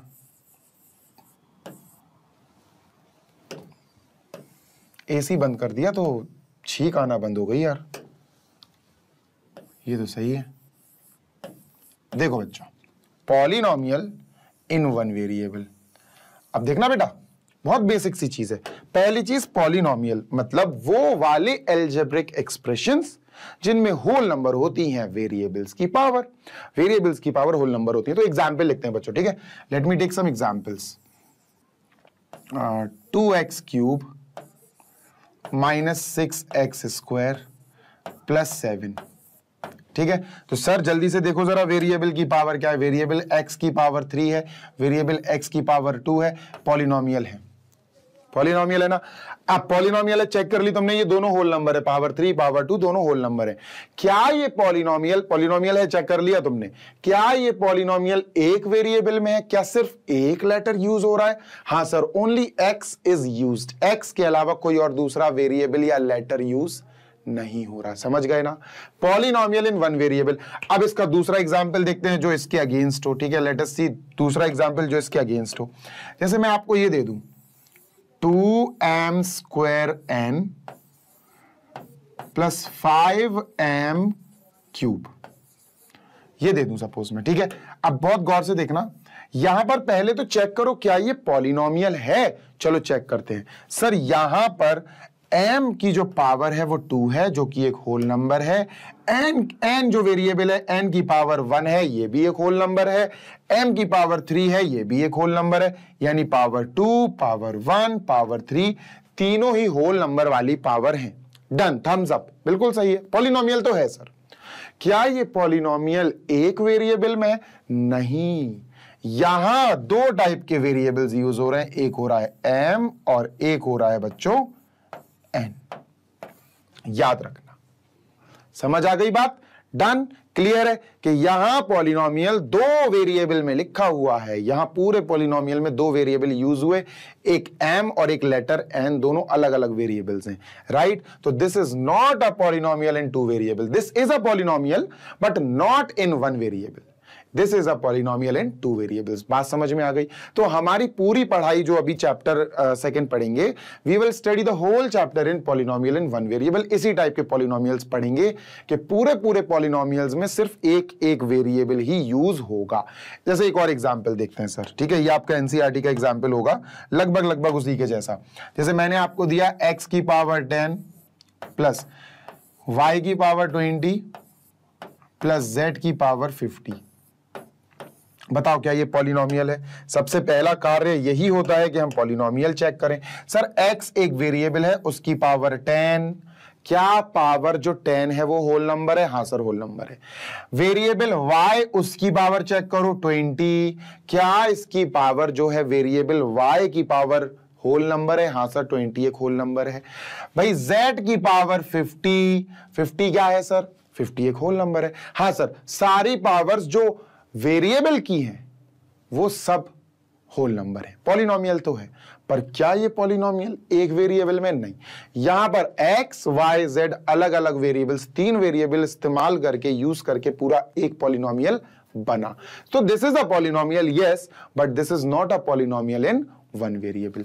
बात समझ में आ गई हो तो भाई जल्दी से लाइक कर देना यार सेशन को, और अपने दोस्तों के साथ शेयर कर देना। तो sir polynomial in one variable आपको समझ में आ गया होगा, आई होप सो। अगर आ गया हो तो जल्दी से कमेंट बॉक्स में मुझे दो एग्जाम्पल टाइप करके बता दो कि अपने अपने मर्जी से एग्जाम्पल टाइप कर दो पॉलिनोमियल इन टू वेरिएबल्स। ठीक है सर, अब चलते हैं अपन पढ़ाई करने बहुत ही important topic, and that is types of polynomials. क्या सर? Types of polynomials.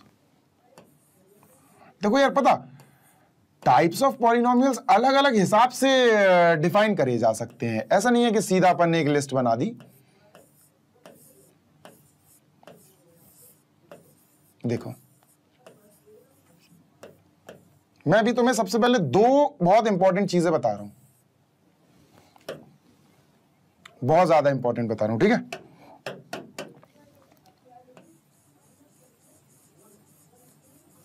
देखो भाई, दो चीजें अलग बता रहा हूं और फिर जो मेन टाइप्स ऑफ पॉलिनोमियल्स है वो पढ़ेंगे। जो अभी बता रहा हूं वो भी बहुत इंपॉर्टेंट है, पर इनको क्या है ना कि इस कैटेगरी में डाल नहीं सकते हैं, तो इसको भी टाइप्स ऑफ पॉलिनोमियल समझ के पढ़ लो, पर दिमाग में रहना चाहिए। मैं बात कर रहा हूं बच्चों दो बहुत ही इंपॉर्टेंट टॉपिक्स की, और उन दोनों टॉपिक्स का नाम इस प्रकार है। क्या है सर? देखो बताता हूं। कांस्टेंट पॉलिनोमियल और जीरो पॉलिनोमियल। इनकी अभी आगे बात होगी, ध्यान रखना बेटा, लंबा वीडियो जाएगा, this is a long video no doubt. Constant polynomial और जो दूसरा पॉलिनोमियल है वो है जीरो पॉलिनोमियल। नहीं तो मैं भूल जाऊंगा इसको पढ़ाना, इसलिए मैं अभी पढ़ा देता हूं उसको।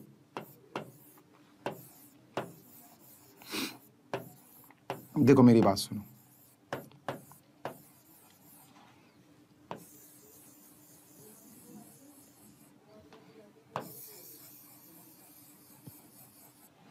देखो जितने भी कांस्टेंट नंबर्स होते हैं ना, जितने भी कांस्टेंट नंबर्स हैं 1 2 3 5/2 5/8 कुछ भी हो, जितने भी कांस्टेंट नंबर्स हो बच्चों, मैंने फिर बोल दिया, जितने भी कांस्टेंट नंबर्स हो, चाहे फ्रैक्शन हो या रियल नंबर हो या इररेशनल हो या रैशनल हो, कुछ भी हो यार। जैसे आपके मन में आ जाए √5, ये भी एक कांस्टेंट ही है, √5 है ना। कितने भी नंबर्स हो, खाली numbers, alone numbers, alone constant का मतलब होता है अलोन वाले नंबर्स, नंबर्स अलोन, पॉजिटिव हो नेगेटिव हो उससे कोई मतलब नहीं है, नंबर्स अलोन। ठीक है, तो सर जैसे एग्जाम्पल लिखते हैं -5, हाँ भाई ये एक नंबर ही तो है यार, -5 एक नंबर ही तो है, खुला नंबर है, अलोन है, ठीक है, खाली है। सर 7/2, बिल्कुल यार ये भी एक नंबर ही है, कोई वेरिएबल नहीं होगा इससे टच में, ना ही मल्टीप्लाई में ना ही डिवीजन में, कुछ नहीं होगा। ठीक है, चलो सर जैसे √5 या √3, हाँ भाई ये भी हो सकता है। सर 1.98, हाँ ये भी हो सकता है।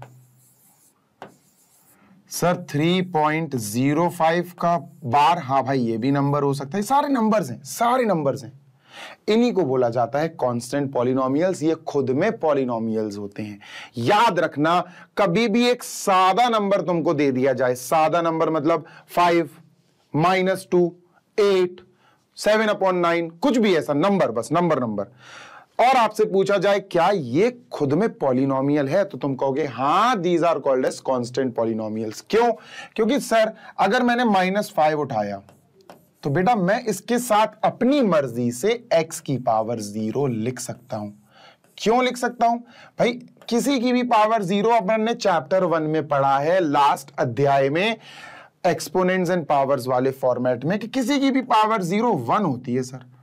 तो -5 × 1 -5 ही है सर ये तो भैया ये -5 ही है।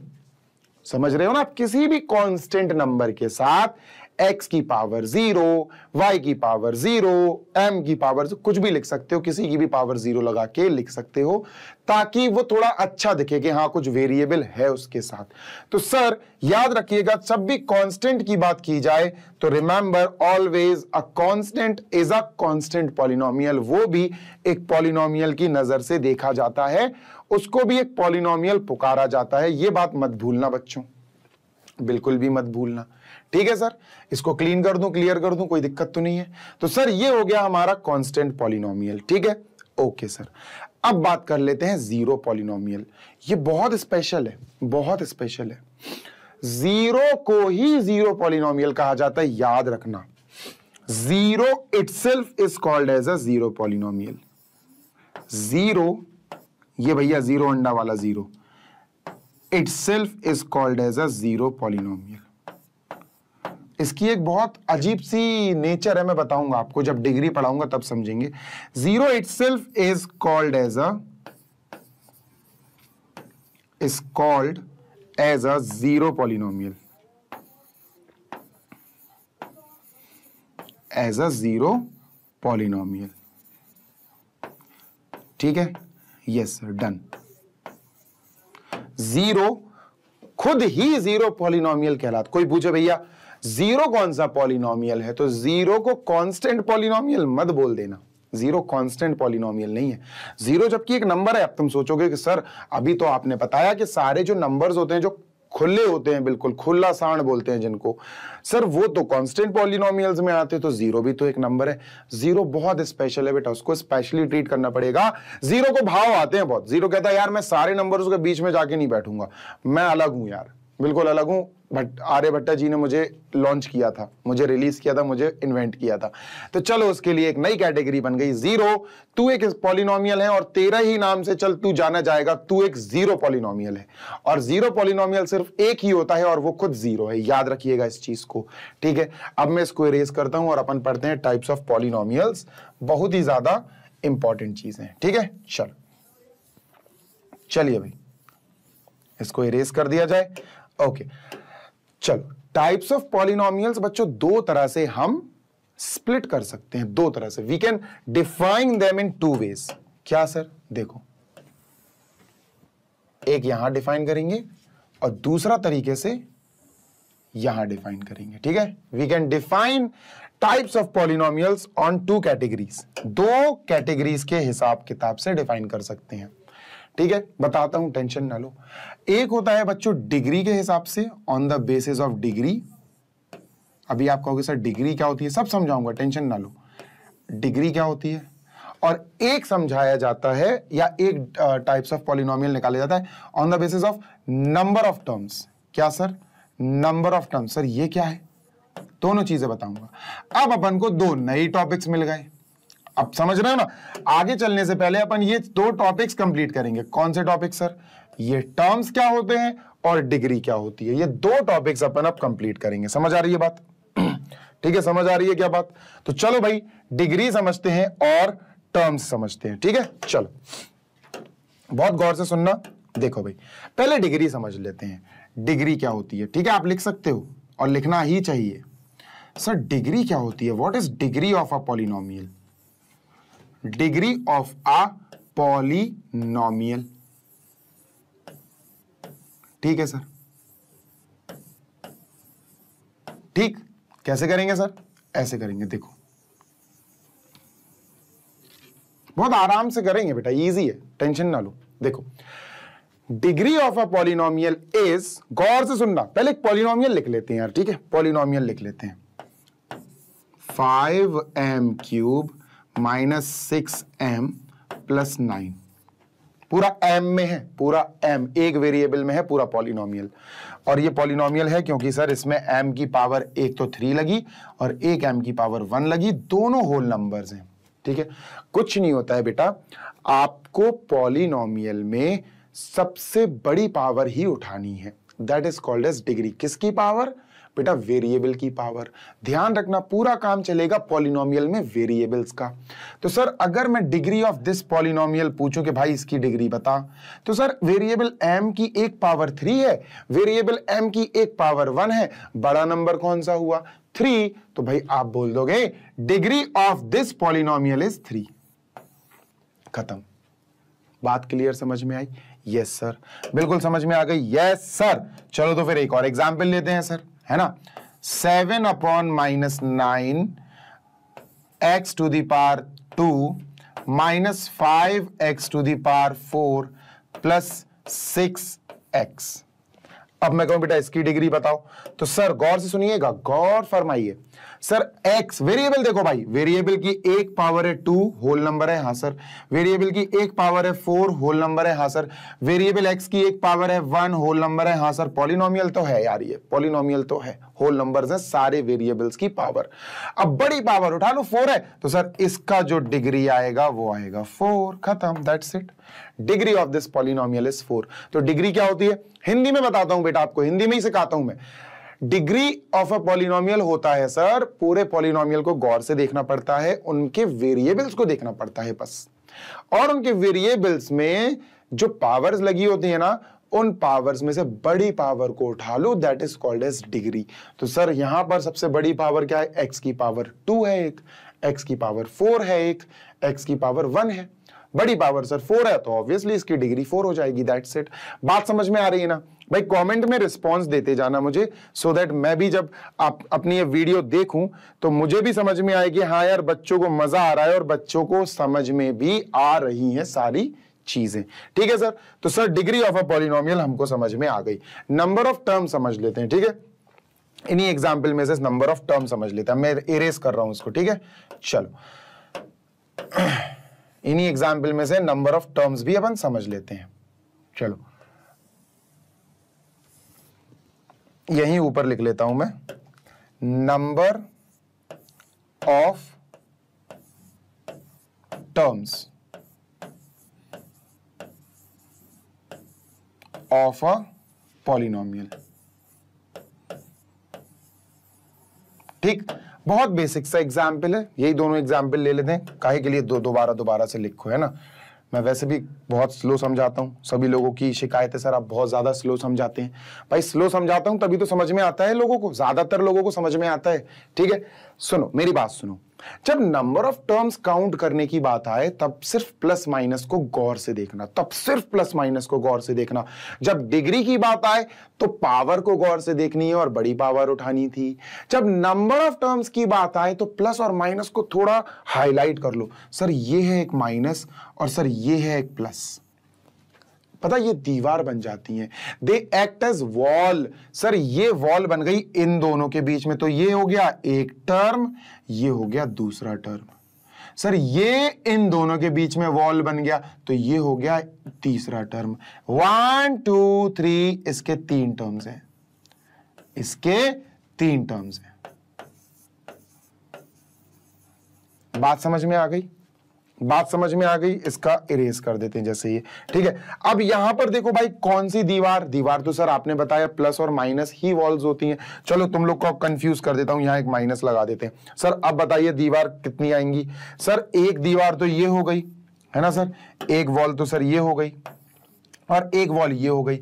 अरे भैया इस वॉल के इस तरफ कुछ हैगा क्या? कुछ नहीं है, तो इस वॉल का तो वैसे भी कोई काम नहीं होगा। इस वॉल के इस तरफ तो कुछ है ही नहीं, तो दोस्त इस वॉल का कोई काम नहीं है, इस वॉल का कोई काम नहीं है। ये वॉल है और ना है, बात बराबर है। हाँ, ये वॉल अपनी पूरी काम कर रही है, दीवार अपना पूरा काम कर रही है। ये माइनस ने क्या करा, इसको और इसको सेपरेट कर दिया, तो एक ये हो गया बेटा और एक ये हो गया। 2 टर्म्स हो गए इसमें। कितने हो गए सर? 2 टर्म्स। डन। चलो सर, टर्म्स भी, नंबर ऑफ टर्म्स भी काउंट करना सीख गए, डिग्री भी सीख गए। अब तुम्हें मेन चीज बताता हूं, ठीक है। चलो सर, अगर किसी पॉलिनोमियल में डिग्री, अगर किसी पॉलिनोमियल में डिग्री 1 हो, डिग्री 1 हो, 1, तो हम उसको बोलेंगे लीनियर। क्या बोलेंगे sir? Linear polynomial. Linear polynomial. अगर किसी की डिग्री 2 हो तो हम उसको बोलेंगे क्वाड्रेटिक। क्या बोलेंगे दोस्त? क्वाड्रेटिक। और अगर किसी की डिग्री 3 हो तो हम बोलेंगे उसको क्यूबिक। बात क्लियर है? बात समझ में आ गई? यस सर, बिल्कुल समझ में आ गई। ठीक है, एग्जांपल्स देख लेते हैं और फिर खत्म करते हैं इसको जल्दी से। मान के चलो मेरे पास कोई एक पॉलिनोमियल है 2m, बस इतना सा लिख दिया मैंने, या 2m + 1 लिख दो, कुछ भी लिख दो भाई। सर यहां वेरिएबल m है और उसकी सबसे बड़ी पावर 1 ही है। पावर 1 मतलब डिग्री 1, डिग्री तो वही होती है ना, सबसे बड़ी पावर। यहां m की जो पावर है वो 1 ही है ना, तो ये हो जाएगा सर लीनियर। हाँ, अगर m की पावर 2 हो जाए, है ना, और यहां मैं लिख दूं फॉर एग्जाम्पल, यहां लिख दूं 7m, तो सर m की पावर यहां 2 है, यहां m की पावर 1 है, बड़ी पावर 2 है सर, बड़ी पावर 2 है, तो डिग्री 2 हुई। तो सर ये फिर लीनियर का एग्जाम्पल नहीं, ये क्वाड्रेटिक का एग्जाम्पल हो गया सर, क्योंकि इस पूरे पॉलिनोमियल में जो सबसे बड़ी पावर, वेरिएबल की सबसे बड़ी पावर है वो 2 है, और सबसे बड़ी पावर को ही तो डिग्री बोलते हैं। तो डिग्री इसकी 2 है, 2 अगर डिग्री आ जाए तो हमने पढ़ा है कि क्वाड्रेटिक हो जाएगा वो, सिंपल है ना। और अगर डिग्री 3 आ जाए, एग्जाम्पल ले लेते हैं सर, जैसे 5x² - 3x + x³। तो सर यहां पर देखो, यहां पर x की पावर 2 है, यहां x की पावर 1 है, यहां x की पावर 3 है। बड़ी पावर कौन सी है? बड़ी पावर 3 है, और बड़ी पावर को डिग्री बोलते हैं, तो इस दिक का डिग्री 3 हो गया, और जिसका डिग्री 3 होता है उसको हम क्यूबिक बोलते हैं, तो ये क्यूबिक पॉलिनोमियल हो जाएगा। बात समझ में आ गई? चलो भाई यहां बताओ, ये कौन सा पॉलिनोमियल है? ये कौन सा पॉलिनोमियल है? ये वाला,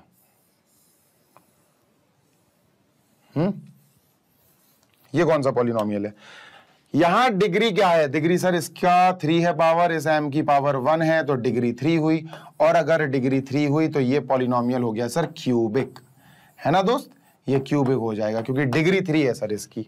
देखो भाई, डिग्री 3 है तो क्यूबिक होगा, है ना। बाई क्वाड्रेटिक भी होता है जिसकी डिग्री 4 होती है, पर वो आपके सिलेबस में नहीं है सर। यहां पर डिग्री देखो 2 है और यहां 4 है। सर बड़ी पावर कौन सी हुई? 4।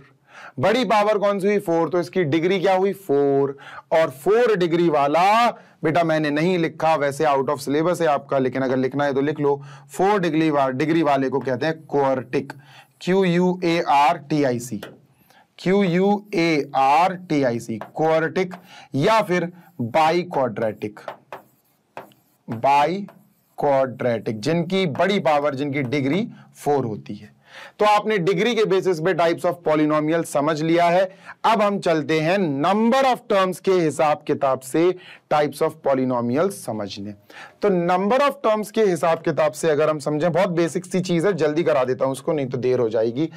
अगर किसी पॉलिनोमियल में सिर्फ एक टर्म है तो उसको बोला जाएगा मोनोमियल। क्या बोला जाएगा सर? मोनोमियल। अगर किसी भी पॉलिनोमियल में दो टर्म्स हैं, दो टर्म्स, तो उनको बोला जाएगा बाइनोमियल। और अगर किसी भी पॉलिनोमियल में बच्चों वी हैव थ्री टर्म्स, तो उनको बोला जाएगा ट्राइनोमियल। क्या बोला जाएगा? ट्राइनोमियल। चलिए सर एग्जाम्पल देखते हैं। एग्जाम्पल इधर ही देख लो, इन्हीं में है ना, इन्हीं को देख लो। दो टर्म्स सर, इसमें दो टर्म्स थे, है ना, मैंने लिखा ना, देखो ये जो वॉल बनी इसने इस वाले और इस वाले पार्ट को स्प्लिट कर दिया, तो दो टर्म्स हो गए। दो टर्म्स मतलब सर ये हो जाएगा बाइनोमियल। दो टर्म्स वाले को हम बाइनोमियल बोलते हैं। सर यहां तीन टर्म्स है, एक ये नेगेटिव और एक ये पॉजिटिव, तो ये और ये अलग हो गए सर, तो इनके तीन टर्म्स हुए और तीन टर्म्स वाले को हम बोलते हैं ट्राइनोमियल। ट्राइनोमियल, ठीक। एक और देख लेते हैं, -5/3k। यार ये माइनस है ना, इसके इस तरफ कुछ है, ये इसके इस तरफ सिर्फ एक टर्म है, ये एक टर्म है बेटा, सिर्फ एक टर्म है। एक टर्म मतलब मोनोमियल, एक टर्म का मतलब मोनोमियल। तो ये कंप्लीट हो गया हमारा टाइप्स ऑफ पॉलिनोमियल्स, राइट। जल्दी से समझ लो भाई इसको। अब अपन समझेंगे बेटा यहां से टाइप्स ऑफ पॉलिनोमियल के बाद डिग्री ऑफ पॉलिनोमियल समझ लिया, ठीक है। अब समझेंगे वैल्यू ऑफ अ पॉलिनोमियल, फिर अपन वैल्यू ऑफ अ पॉलिनोमियल पे चलेंगे। डन।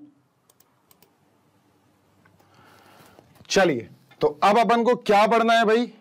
अब अपन को पढ़ना है वैल्यू ऑफ अ पॉलिनोमियल। इसको मैं इरेज करता हूं, क्लियर कर देता हूं। वैल्यू ऑफ अ पॉलिनोमियल पढ़ते हैं, लेकिन उसके पहले मैं चाहता हूं कि भाई आप लोग एक बार वीडियो को पॉज करें और जो चीजें अपन ने पढ़ रखी हैं उनको एक बार रिवाइज करें, जो अभी तक पढ़ा है, ठीक है। मैं भी जाता हूं, जल्दी से एक सिप ऑफ वाटर लेकर आता हूं, फिर अपन शुरू करते हैं इसके बाद की कहानी, ठीक है। चल, अब अपन समझेंगे बेटा वैल्यू ऑफ अ पॉलिनोमियल क्या होता है सर, ठीक है। अब हम समझने जा रहे हैं value of a polynomial, right. तो चलो भैया बड़ी बड़ी हेडिंग लिख लें कि सर अब क्या समझेंगे? अब समझेंगे बेटा value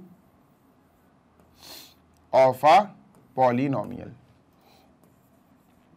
degree of a polynomial detail में अभी और थोड़ा सा समझेंगे, ठीक है। पॉलिनोमियल की वैल्यू क्या होता है ये समझते हैं सबसे पहले, फिर हम समझेंगे जीरो ऑफ अ पॉलिनोमियल और फिर ये सेशन समाप्त हो जाएगा। अरे नहीं, फिर अपन को फैक्टर थ्योरम, रिमाइंडर थ्योरम, ये सारी चीजें भी तो समझनी है यार, काफी चीजें हैं। ओके चल।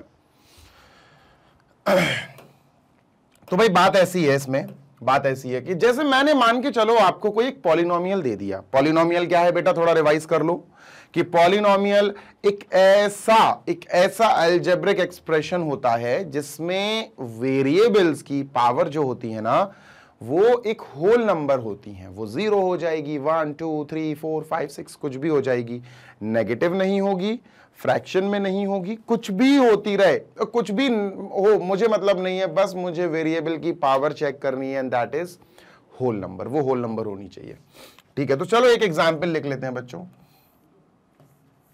फॉर एग्जाम्पल अपन ने लिखा 6x² माइनस 5x। चलो ये लिख लिया जैसे अपन ने, ठीक है। अब पॉलिनोमियल को लिखने के तरीके क्या होते हैं तो ये भी सुन लो यार, लगे हाँ तो चलो बात आई है तो पॉलिनोमियल को रिप्रेजेंट कैसे किया जाता ये भी देख लो, आगे देखेंगे। अभी अपन उसको पहले समझ लेते हैं रिप्रेजेंटेशन। हम समझ लेते हैं सर कि रिप्रेजेंट कैसे किया जाता है। Representation of a polynomial, of a polynomial.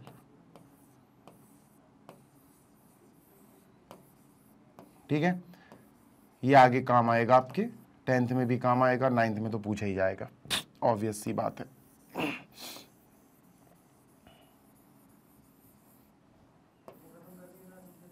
चलो तो देखो यार, जैसे अपन ने कोई भी पॉलिनोमियल लिखा, फॉर एग्जाम्पल में 5x minus 2, for example let us से 6y³ plus 2y, for example let us से माइनस 2/3 x² प्लस 1 ठीक है, सब पॉलिनोमियल्स हैं। बच्चों ध्यान रखना यार, इनके आगे एक छोटा सा इक्वल टू लगा होगा, एक छोटा सा इक्वल टू लगा हो सकता है, और उसके आगे लिखा हो सकता है पी एक्स। एक्स लिखा होगा ब्रैकेट में। क्यों लिखा होगा एक्स? क्योंकि यहां वेरिएबल एक्स है ना, यहां वेरिएबल एक्स है, यहां वेरिएबल वाई है, मेन वेरिएबल वाई है, तो हो सकता एफ वाई लिखा हो। अब तुम कहोगे सर एफ क्यों आ गया, पी आना चाहिए था। नहीं, एफ पी जी क्यू, यहां कुछ भी आ सकता है, यहां कुछ भी आ सकता है। पी एक्स, इसकी जगह जी एक्स भी लिख सकते हैं, वो क्यू एक्स भी लिख सकते हैं, एफ एक्स भी लिख सकते हैं। बस ये ध्यान देना है तुम्हें कि ये वही वेरिएबल होगा जो यहां अवेलेबल है, यानी कि एक्स। बात समझ में आ गई? ठीक है, ओके। इसको बेटा वो जी एक्स ऐसे लिख सकते हैं, तो पी आ जाए, एफ आ जाए, जी आ जाए, क्यू आ जाए, कोई भी लेटर वहां आ जाए, पी एफ जी एक्स, उनकी जगह कोई मतलब नहीं है। बस ब्रैकेट में क्या होता है, ब्रैकेट में वो वेरिएबल होता है जो पॉलिनोमियल में अवेलेबल होता है, जो पॉलिनोमियल में प्रेजेंट होता है। ठीक है, समझ में आ गई? अब इनको रीड कैसे करते हैं सर? इनकी रीडिंग होती है बच्चों, ध्यान रखना, ऐसे। Polynomial in variable x, polynomial in variable y, polynomial in variable x. P हो, एफ हो, जी हो, कुछ भी हो, तुम्हें पॉलिनोमियल से ही शुरुआत करनी है। तुम क्या पढ़ोगे? Polynomial in variable. क्या पढ़ोगे बेटा? पॉलिनोमियल इन वेरिएबल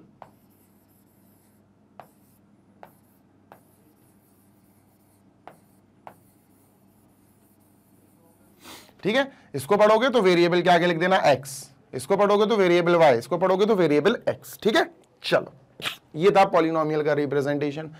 अब बात कर लेते हैं वैल्यू ऑफ अ पॉलिनोमियल की सर।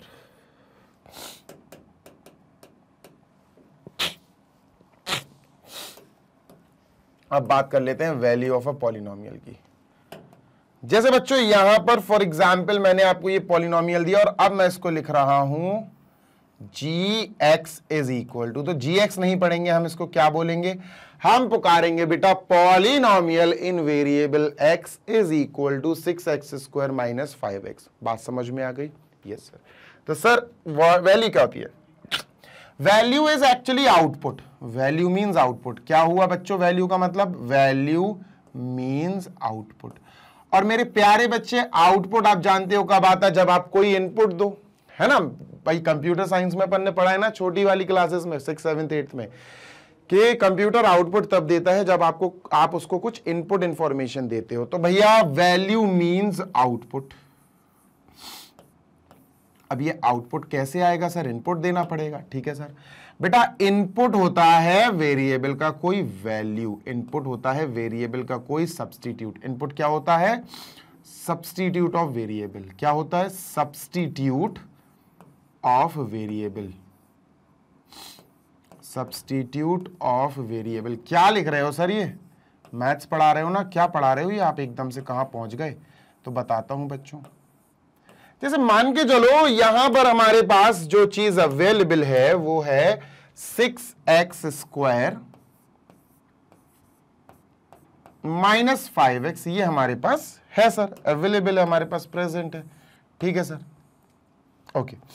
अगर ये अवेलेबल है जो gx के इक्वल दिया, या fx या qx जो भी है, उससे कोई फर्क नहीं पड़ता। अब यहां हमें एक इनपुट देना पड़ेगा। क्या देना पड़ेगा दोस्त? हमको एक इनपुट। इनपुट मतलब हमको एक वेरिएबल का कोई वैल्यू, कोई सब्स्टिट्यूट लिखना पड़ेगा। एग्जाम्पल के तौर पे मान के चलो वेरिएबल यहां x जो है, मैं उसका सब्स्टिट्यूट या उसकी जगह मैं कह दूं भाई 1 लिख दे। ये होता है बेटा input. This is called as input. ये इनपुट होता है कि भाई x की जगह 1। अब ये कई बार ऐसा लिखा आता, कई बार ऐसा भी लिखा आ जाता। ऐसा देखो, और वो G1 लिख देंगे, G1 ऐसा भी लिख के दे सकते हैं। दोनों आपको एक ही चीज बता रहे हैं कि इनपुट यानी कि x की जगह, वेरिएबल की जगह आपको 1 रखना है, gx की जगह G1 रखना है, तो x की जगह 1, x की जगह 1, दोनों ही सेम चीज बताते हैं। तो ऐसे भी लिख के आ सकता है, ऐसे भी लिख के आ सकता है। बात समझ में आ रही सर? तो क्या करेंगे? बस सिंपल सी बात है, G x की जगह बच्चों हमें 1 रखना है, ठीक है। तो g1 हो जाएगा is equal to 6 into x square, यानी 6 इंटू एक्स स्क्वायर मतलब 1 स्क्वायर, माइनस 5 इंटू एक्स यानी 5 into 1,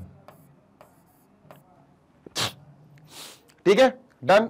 okay sir, 6 into 1 into 1 यानी 6, माइनस 5 इंटू 1 यानी 5, बच्चों आंसर आ गया 1। तो ये जो 1 आए ना आंसर, ये होता है बेटा वैल्यू ऑफ अ पॉलिनोमियल, यानी कि output. This is called as value of a polynomial. कि वैल्यू ऑफ अ पॉलिनोमियल ऐसे निकाला जाता है बेटा, जब आपके पास कोई इनपुट हो, आप उसको रखो और आउटपुट निकाल लो। डन, ठीक है। चलिए सर आगे चलते हैं, लेट अस मूव ऑन, आगे देखते हैं। इरेज कर दूं, ठीक है, चल थोड़ी और प्रैक्टिस कर लेते हैं सर इनपुट और आउटपुट की, यानी कि वैल्यू ऑफ अ वेरिएबल की थोड़ी सी और प्रैक्टिस कर लेते हैं। इसको इरेज करते हैं, ठीक है, चलो। Let us have an example of few variables, और वेरिएबल का सबसे पहला एग्जांपल ले लेते हैं अपन सर QX नहीं, चलो Y ले लेते हैं, QY is equal to, let us say we have 8y cube minus 2। Suppose अपने पास ये एक पॉलिनोमियल है जो y के टर्म्स में है, y वेरिएबल में है। तो सर जल्दी से रिवाइज करा दो, पढ़ेंगे कैसे। We will read this as बच्चों पॉलिनोमियल इन वेरिएबल y। कैसे पढ़ेंगे बच्चा, अपन इसको पढ़ेंगे sir polynomial, we will read it as polynomial in variable y, in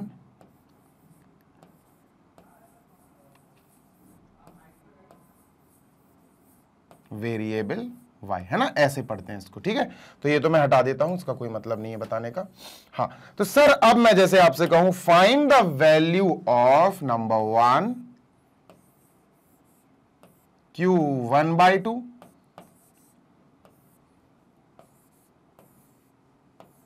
y is equal to -1/2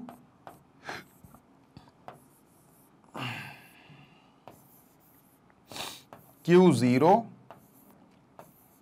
comma Q-2, ये कहूंगा मैं आपको निकालने को। तो देखो कितने तरीके से बात सब एक ही कर रहे हैं, बात सबकी बात एक ही है। Q1/2 देखना, अब ये इनपुट्स हैं, ये सब इनपुट्स हैं, ये इनपुट है, ये इनपुट है, ये इनपुट है, ये इनपुट है। हमें आउटपुट निकालना है, हमें वैल्यू निकालनी है। QY की जगह Q1/2 लिखेंगे, Q ब्रैकेट 1/2, ठीक है, Q1/2 clear, equal to 8y³ equal to 8। y का मतलब है बेटा 1/2। गौर से देखो ना, कंपेयर करो, Q की जगह Q, देखो Q की जगह Q, y की जगह 1/2, तो यहां भी y की जगह 1/2 लिख देंगे। तो सर 1/2 का whole square, whole cube sorry, और लास्ट में है -2। सॉल्व कर दो बेटा, इसको सॉल्व कर दो। देखो 8 इंटू 1 इंटू 1, 1 का क्यूब होगा 1, 2 का क्यूब होगा 8, -2, 8 से 8 कट गया, 1 - 2 बच्चों, दिस विल गिव अस -1। ये हमारा वैल्यू आ गया, value of a polynomial. -1 will be value of a polynomial. चलो ये करते हैं, ठीक है, let us do this one. चलिए sir, y is equal to -1/2, तो Q y की जगह हम लिखेंगे -1/2, खत्म, is equal to 8 into y³ यानी 8 इंटू -1/2 का क्यूब, ठीक है, और आगे -2 लिखा हुआ है।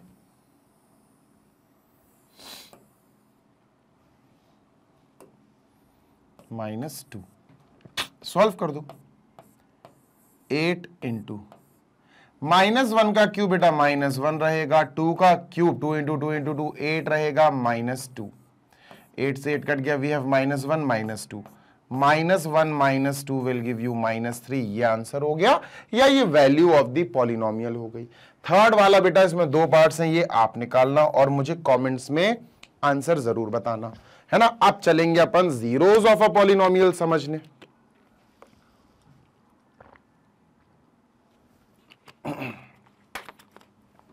ठीक है, चलो जीरोस ऑफ अ पॉलिनोमियल समझते हैं।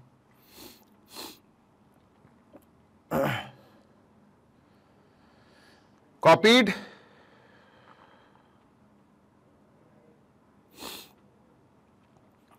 चलो value of a polynomial I think समझ में आ गया होगा, आई गेस कि हाँ सभी को समझ में आ गया होगा। अब बात कर लेते हैं sir zeros of a polynomial, या जीरो या जीरोस, आप प्लूरल और सिंगुलर कुछ भी लिख दो, जीरो या जीरोस, ES लिख दिया मैंने, ठीक है। कई बार S लिखकर आता है, ZEROS, और कई बार ES लिखकर आता है, तो घबराना नहीं, दोनों सही हैं, दोनों सही हैं, गलत नहीं है कोई। कई बुक्स में ES लिखा रहता, कई बुक में S लिखा रहता। जीरो, फिलहाल तो मैं जीरो लिख रहा हूं, जीरो ऑफ अ पॉलिनोमियल। चलो इसको समझ लेते हैं, ठीक है।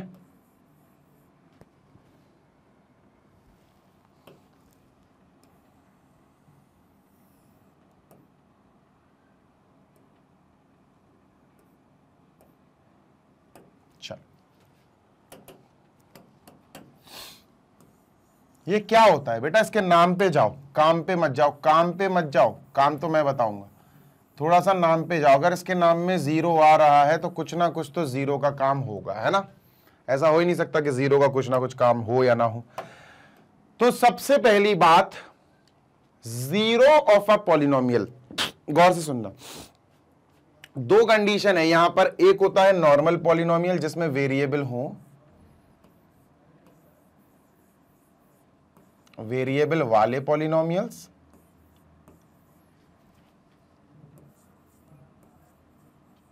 वेरिएबल वाले पॉलिनोमियल्स, है ना। दो चीजों की बात करेंगे, और एक चीज बेटा कांस्टेंट पॉलिनोमियल जिनमें वेरिएबल्स नहीं होता है, कांस्टेंट पॉलिनोमियल्स, दोनों की बात करेंगे अपन, ठीक है। सबसे पहले आपको जीरोस का मतलब समझा दूं। देखो यार, मान के चलो आपको इस पॉलिनोमियल ने धक्का दे दिया और आप नाले में गिर गए। इस पॉलिनोमियल ने आपसे दुश्मनी ले ली। अब तुमने कहा कि मैं इस पॉलिनोमियल का वजूद मिटा दूंगा, मैं इस पॉलिनोमियल का एग्जिस्टेंस खत्म कर दूंगा। और एग्जिस्टेंस खत्म करने का मतलब है इसको जीरो बना देना, है ना। इसको जीरो बना देना कि भाई ऐसा क्या करूं, ऐसा क्या करूं, इसने मुझे धक्का दिया, इसने मुझे नाली में गिराया, इसने मेरी सबके सामने बेइज्जती कराई, मैं इसका वजूद, इसका एग्जिस्टेंस ही खत्म कर दूंगा, मैं इसको जीरो बना दूंगा। अब तुम सोचो इसको जीरो कैसे बनाया जा सकता है। मतलब इसको पूरे को भाई अपन इक्वल टू जीरो कैसे बना सकते कि ये पूरा जीरो हो जाए। तो बेटा y की जगह या वेरिएबल की जगह तुम एक ऐसी वैल्यू रख सकते हो कि सॉल्व करने के बाद ये पूरा खत्म हो जाए। अगर मैं कहूं बेटा y की जगह तुम एक काम करो, 3 रख के देखो, y की जगह 3, जैसे ही तुमने इस y की जगह 3 रखा, -3 जीरो आ गया। सर लो भैया, ये पूरा पॉलिनोमियल अब जीरो बन गया। किसकी मदद से? y इज इक्वल टू 3 की मदद से। Value of the polynomial turns to zero. ये वैल्यू ऑफ द पॉलिनोमियल तो है ही, वैल्यू ही तो निकाली हमने y इज इक्वल टू 3 रख के, है ना। तो अगर हम किसी वेरिएबल को किसी एक ऐसे नंबर से रिप्लेस कर दें, किसी एक ऐसी चीज से रिप्लेस कर दें, ठीक है, कि पूरा पॉलिनोमियल का जो आउटपुट आए वो जीरो आ जाए, पूरा पॉलिनोमियल जीरो बन जाए, तो उस वेरिएबल की स्पेशल वैल्यू को हम बोलते हैं जीरो ऑफ अ पॉलिनोमियल। तो 3 ने मदद करी, y इज इक्वल टू 3 ने मदद करी इस पूरे पॉलिनोमियल को जीरो कराने में, तो 3 हो गया zero of a polynomial. Zero को मैं अपनी लोकल भाषा में हीरो बोलता हूं, ठीक है, मैं हीरो बोलता हूं कि जिसने पॉलिनोमियल को जीरो करा दिया वो हीरो है, ठीक है भाई। तो सर और एग्जाम्पल देखेंगे, टेंशन नहीं लो बेटा, टेंशन नहीं लेने का। 2x - 1, अब ये पॉलिनोमियल दिया है, मैं कहता हूं कि बेटा x का या वेरिएबल का ऐसा इनपुट सोचो, ऐसी वैल्यू सोचो x की ऐसी वैल्यू सोचो, ऐसा रिप्लेसमेंट सोचो कि इसमें रखने पर आउटपुट 0 आ जाए, ये पूरा पॉलिनोमियल 0 बन जाए। तो तुक्का लगाया मैंने और मैंने पाया कि यार एक काम करते हैं, अपन x की जगह 1/2 रखते हैं। अपन x की जगह ये स्पेशल वैल्यू 1/2 रख के चेक करते हैं। रखो भैया, 2 इंटू x की जगह सर मैंने रखा 1/2 -1, 2 से 2 कैंसिल, 1 - 1 0 आ गया सर। अब x की एक ऐसी वैल्यू आई 1/2, ये स्पेशल वैल्यू हो गई। क्यों हुई? x का ये स्पेशल सब्स्टिट्यूट हो गया। क्यों हो गया? क्योंकि सर ये एक ऐसा सब्स्टिट्यूट है जिसने पूरे पॉलिनोमियल को 0 करा दिया। The output of this polynomial is coming 0। ऐसी ही वैल्यूज को, वेरिएबल की ऐसी ही स्पेशल वैल्यूज को हम क्या बोलते हैं? 0। क्या बोलते हैं? तो हम बोलेंगे बेटा 1/2 is a zero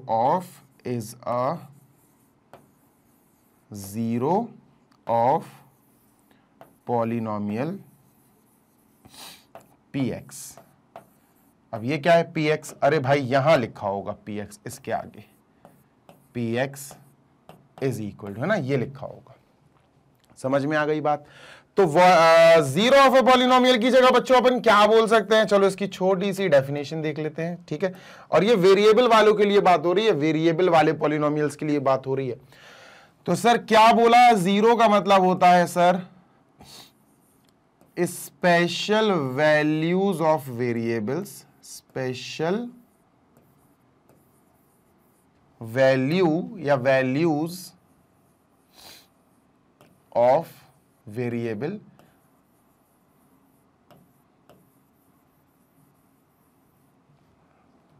which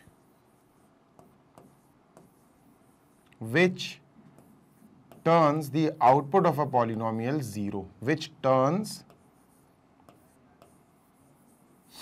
the output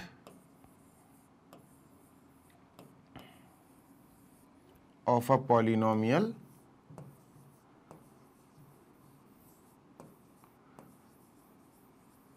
which turns the output of a polynomial to 0। पूरा आउटपुट वो 0 बना दे, पूरे पॉलिनोमियल की धज्जियां उड़ा दे। तो ऐसी स्पेशल वैल्यूज को बोला जाता है बेटा 0 ऑफ अ पॉलिनोमियल। क्या बोला जाता है सर? 0 of a polynomial. ठीक है, इनको निकालने की विधि होती है, इनको निकालने की पूरी प्रक्रिया होती है, वो भी अपन डिस्कस करेंगे।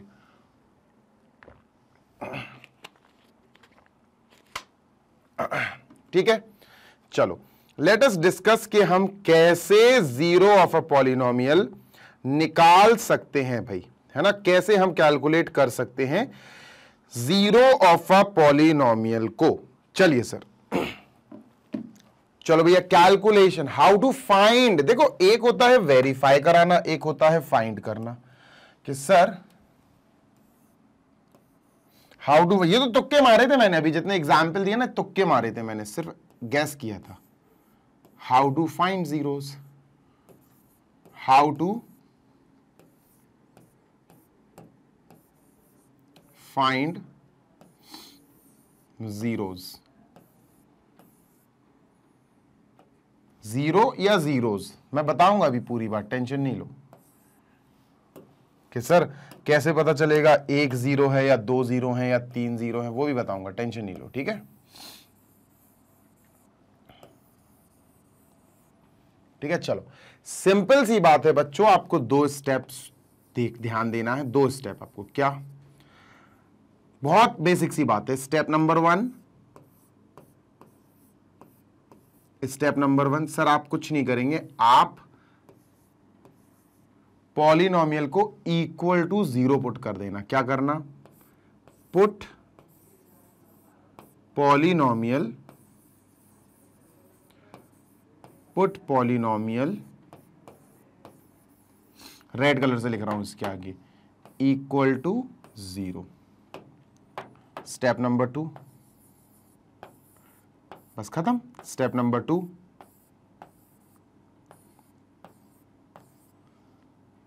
solve and find value of variable, and find value of variable, value of variable। और जो वैल्यू आपकी वेरिएबल की आएगी वही आपका आंसर होगा। कैसे, देखो समझाता हूं। जैसे मान के चलो मैंने आपको पॉलिनोमियल दिया px is equal to 2x square -8, ठीक है, ये मैंने आपको पॉलिनोमियल दिया। Suppose this is a polynomial. मैं कहूं बेटा कि इसके जीरोस फाइंड करो, मैंने कहा फाइंड जीरो या जीरोस। अभी बताऊंगा कि एक कब आता और बहुत सारे जीरोस कब आते, ठीक है। फाइंड जीरो या जीरोस, ठीक है, ES लिख दिया मैंने क्योंकि यहां एक से ज्यादा आएंगे, दो आएंगे इधर, ठीक है। चलो देखो, ब्रैकेट में नहीं आता, कभी कभी ब्रैकेट के बाहर ही आता, ज्यादातर ES लिखा रहता डायरेक्ट, ZEROES, ठीक है। तो मैंने सबसे पहला स्टेप क्या बताया, पुट पॉलिनोमियल इक्वल टू 0। सबसे पहला स्टेप है जो आपका ये पॉलिनोमियल है ना, ये जो पॉलिनोमियल है ये पूरा, इसको इक्वल टू 0 रखो। तो सर अपन रखते हैं 2x square -8 is equal to 0। दूसरा step, solve and find value of variable. चलो सॉल्व करें, -8 को वहां भेजो, 2x square is equal to +8, 2 को वहां भेजो, x square is equal to 8/24, x से स्क्वायर हटाओगे तो ±√4 आएगा। 4 आपको पता ही है 2 बाहर आ जाएगा ना, 2 × 2 होता है ना, तो 2 बाहर आ जाएगा। तो x की दो वैल्यूज आई, एक आई सर प्लस का 2 और एक आई सर माइनस का 2। बेटा दोनों जीरोज हैं, इसके दो जीरोज आए। एक आया x इज इक्वल टू 2, रख के देख लेना बेटा, इसमें 2 रख के देख लेना, रख के देखे, क्रॉस चेक करें।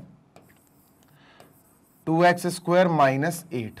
चलो सर, सबसे पहले x की जगह हम 2 रख के देखते हैं और देखते हैं कि भैया ये x की जगह 2 रखने से पूरा आउटपुट, पूरा पॉलिनोमियल 0 बन जाता है कि नहीं, है ना। पहले +2, 2 × 2 × 2 सर 8 -8, आंसर 0 आ रहा है। यस बिल्कुल सही है, ठीक है। ऐसे -2 रख के देख लेना, 0 ही आएगा। बात क्लियर है ना, बात समझ में आ रही है, ठीक है सर, ठीक।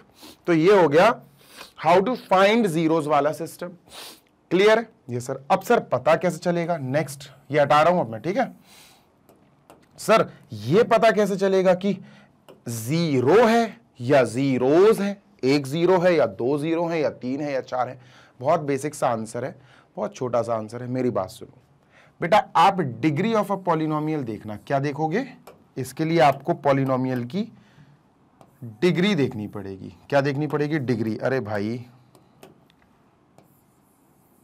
आपको पॉलिनोमियल की डिग्री मतलब जानते हो ना, हाईएस्ट पावर देखनी पड़ेगी आपको, और वो बताएगा कि कितने जीरो हो सकते हैं। एग्जैक्ट नहीं बता पाओगे तुम। जैसे मान के चलो मैंने तुम्हें दे दिया 3 ऑप्शंस दिए, 5x³ -6, ठीक है। फिर मैंने एक और दिया, एक और तुम्हें पॉलिनोमियल दिया 2y² + 6y। एक और दे दिया मैंने, मान के चलो आपको 4x³ नहीं 4x + 1। 3 पॉलिनोमियल दे दिए, 1 2 3। अब तीनों पॉलिनोमियल जो मैंने तुम्हें दिए हैं, अब मैं तुमसे पूछ रहा हूं बेटा कि बताओ इसमें कितने जीरोस आएंगे, बताओ इसके कितने जीरोस आ सकते हैं, बताओ इसके कितने जीरोस आ सकते हैं। तो बहुत बेसिक सा आंसर है बच्चा, इसका गौर से सुन लो। पहला वाला हम पॉलिनोमियल देखेंगे 5x³ -6। तो यार x की सबसे बड़ी पावर 3 है, तो आप क्या कहोगे, इसमें 3 जीरोस आएंगे, ये नहीं बोलोगे, आप बोलोगे at most 3 zeros, at most 3 zeros. मतलब हो सकता है इसमें 1 आ जाए, हो सकता 2 आ जाए, और हो सकता 3 भी आ जाए। तुम एग्जैक्टली 3 नहीं बोल सकते हो कि इसके 3 जीरोस ही आएंगे। नो यू कांट क्लेम कि इसके 3 ही होंगे। हाँ तुम ये चीज जरूर बोल सकते हो कि मैक्सिमम इसके 3 जीरोस आ सकते हैं, 3 से ज्यादा नहीं होंगे, है ना। जैसे इसकी हाईएस्ट पावर क्या है बेटा, यहां y की पावर 2 है, यहां y की पावर 1 है, तो बेटा highest power of y air is 2। यहां पर y की पावर 2 है, क्वाड्रेटिक है, तो आप क्या बोल सकते हो कि यहां पर number of zeros can be 2। Maximum number of zeros at most can be 2। हो सकता है 1 भी आए, हो सकता है 1 आ जाए, हो सकता है 2 भी आ जाए, हो सकता है इसमें 2 भी आ जाए, पर 2 ही आएंगे ऐसा we can't claim. Number of zeros में आप exact number of zeros claim नहीं कर सकते हो। अब यहां x की पावर 1 है, ये लीनियर है, x की पावर 1 है, लीनियर है, तो इसका एक ही जीरो आएगा। ठीक है, लीनियर में आप बता सकते हो कि एक ही आएगा, मैक्सिमम एक आएगा नहीं, इसका एक ही आता है। ठीक है, क्लियर है ना। तो नंबर ऑफ जीरोज के एक आएगा, दो आएगा, तीन आएगा, कितने x के वैल्यूज होंगे जो जीरोज ला सकते हैं, तो वो डिग्री पर डिपेंड करता है बच्चा। ठीक है, चलो, तो ये बात हो गई बच्चों अपनी वेरिएबल वाले पॉलिनोमियल्स की। अब बात करेंगे कांस्टेंट वाले पॉलिनोमियल्स की। ठीक है, let us talk about constant वाले पॉलिनोमियल्स। तो कांस्टेंट वाले पॉलिनोमियल्स मैं आपको समझा चुका हूं, यस आई नो, मैं आपको समझा चुका हूं, फिर सब समझा रहा हूं एक बार। कांस्टेंट वाले पॉलिनोमियल्स की जब बात हो जाए तो ध्यान दीजिएगा उनके जीरोस कैसे निकाले जाते हैं।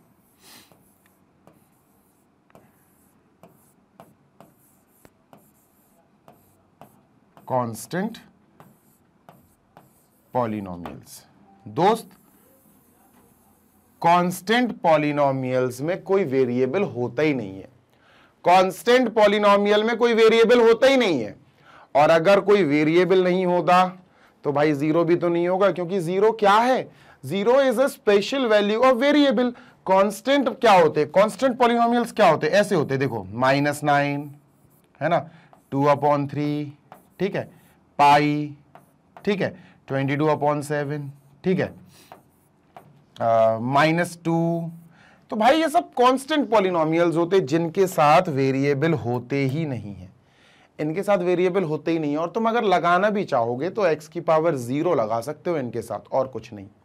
जब इनके साथ कोई वेरिएबल ही नहीं है तो they will have no zeros. तो आप आंसर लिखना constant polynomial have no zeros. क्या, constant polynomial have no zeros, इनके कोई जीरोस नहीं होते, क्योंकि they do not have any variable. If they do not have any variable they will not have any zero. Variable ही नहीं है तो वेरिएबल की स्पेशल वैल्यू कहां से होगी, है ना, वेरिएबल होना भी तो जरूरी है। तो कांस्टेंट पॉलिनोमियल का कोई भी जीरो नहीं होता है। आई गेस कि आपको ये सारी चीजें समझ में आ गई होंगी। ठीक है, चलो एक चीज और डिस्कस करेंगे, फैक्टर थ्योरम और रिमाइंडर थ्योरम आपको मैं एक्सरसाइजेस में ही समझा दूंगा कि क्या होते हैं। ठीक है, आगे जब एक्सरसाइजेस वगैरह सॉल्व करेंगे हम, उसके वीडियोस आएंगे, आपको एग्जाम्पल सॉल्व कराऊंगा उसके वीडियोस आएंगे, तो बहुत अच्छे से तसल्ली से और गौर से पढ़ाई करना, क्योंकि उसमें मैं आपको डिटेल में बताऊंगा एक एक चीज, किसके बारे में बेटा, factor theorem, remainder theorem, multiple theorem, ये सारी चीजें बताऊंगा। ठीक है, अभी एक चीज और समझ लेते हैं, डिग्री। ऑल्दो मैं डिस्कस कर चुका हूं डिग्री क्या होती है, बट स्टिल यहां एक चीज गौर से बताने वाली चीज जो है वो बताता हूं मैं आपको कि यार डिग्री क्या होती है। डिग्री तो समझा चुका हूं मैं, डिग्री ऑफ अ पॉलिनोमियल क्या होती है ना, degree of a polynomial. Basically मुझे यहां degree of a polynomial constants और जीरोस के लिए बतानी है। देखो दो टाइप के पॉलिनोमियल्स होते हैं, तीन टाइप के बेसिकली। एक होते हैं वेरिएबल वाले पॉलिनोमियल जिसमें x y z ये सब होता है।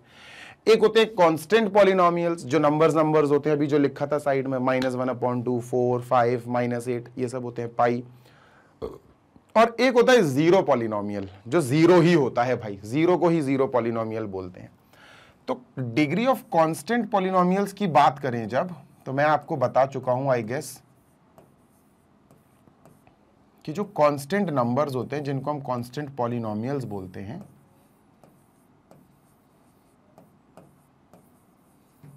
ध्यान देना जरा, इनकी डिग्री क्या होती है सर, इनकी डिग्री बताओ कि इनकी डिग्री क्या होती है। तो पहले एग्जाम्पल्स देखते हैं बच्चों। एग्जाम्पल -9, 4/5, 6/7, पाई, 22/7। ओके, डिग्री होती क्या है, डिग्री होती है सर, गौर से देखना, डिग्री होती है पॉलिनोमियल में highest power of variable, highest power of variable, या हाईएस्ट एक्सपोनेंट भी बोल सकते हो आप, हाईएस्ट पावर ऑफ वेरिएबल ये होती है सर। ठीक है,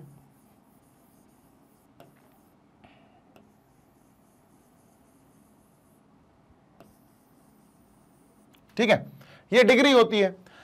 कोई वेरिएबल दिख रहा है यहां? कोई वेरिएबल ही नहीं है। जब वेरिएबल नहीं हो तो डिग्री जीरो, डिग्री भी नहीं होगी भाई। ये नहीं लिखेंगे it will have no degree, नहीं ये नहीं लिखेंगे, ये गलत हो जाएगा। एक्चुअली इन सब के आगे हम किसी भी वेरिएबल की पावर जीरो लगा सकते हैं। हाँ, पावर 1 नहीं लगा सकते, पावर 1 नहीं लगा सकते, पावर 2 नहीं लगा सकते, पावर 3 नहीं लगा सकते, गलत हो जाएगा। 9 -9 ही है अभी भी ये। -9 इंटू एक्स की पावर 0 लगा दिया भैया, यहां भी x की पावर 0 लगा दो, यहां भी y की पावर 0 लगा दो, किसी की भी वेरिएबल की पावर 0 लगा दो आप। यहां कर दो इंटू एक्स की पावर 0, यहां कर दो भैया इंटू वाई की पावर 0, तो इस सब के सब बेटा सेम रहेंगे, इनकी आइडेंटिटी चेंज नहीं होगी। ये -9 ही रहेगा, ये 4/5 ही रहेगा बच्चों, है ना। इसकी आइडेंटिटी चेंज नहीं होगी। क्यों नहीं होगी? क्योंकि किसी की भी पावर 0 बेटा 1 होता है, किसी की भी पावर 0 1 होता है, इट इज 1। तो -9 इंटू 1 -9, 4/5 इंटू 1 4/5, 6/7 इंटू 1 6/7। तो इनकी आइडेंटिटी चेंज नहीं हो रही है। कब? जब इनके साथ हम किसी भी वेरिएबल की पावर 0 मल्टीप्लाई कर देते हैं, ये पाई ही रहेगा। और दोस्त ये अपना 22/7 ही रहेगा। याद रखना इस चीज को, ठीक है। तो हम क्या बोलेंगे? कांस्टेंट पॉलिनोमियल की degree is 0, it has no degree. ये मत लिख देना बेटा, degree of a constant polynomial is 0, ठीक है। अब आते हैं degree of a zero polynomial क्या होती है। ये कांस्टेंट पॉलिनोमियल थी, अब हम बात करेंगे बेटा degree of a zero polynomial. वो समझने की जरूरत ज्यादा है आपको।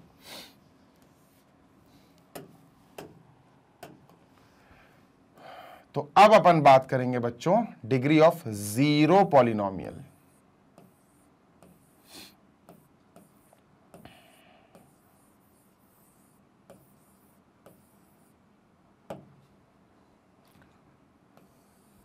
ओके, जीरो पॉलिनोमियल सिर्फ और सिर्फ एक चीज होती है and that is zero itself. क्या होती है sir?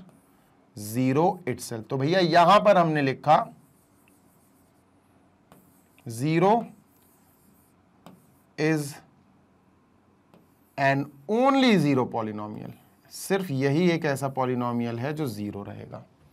Zero is an only zero polynomial, ठीक है।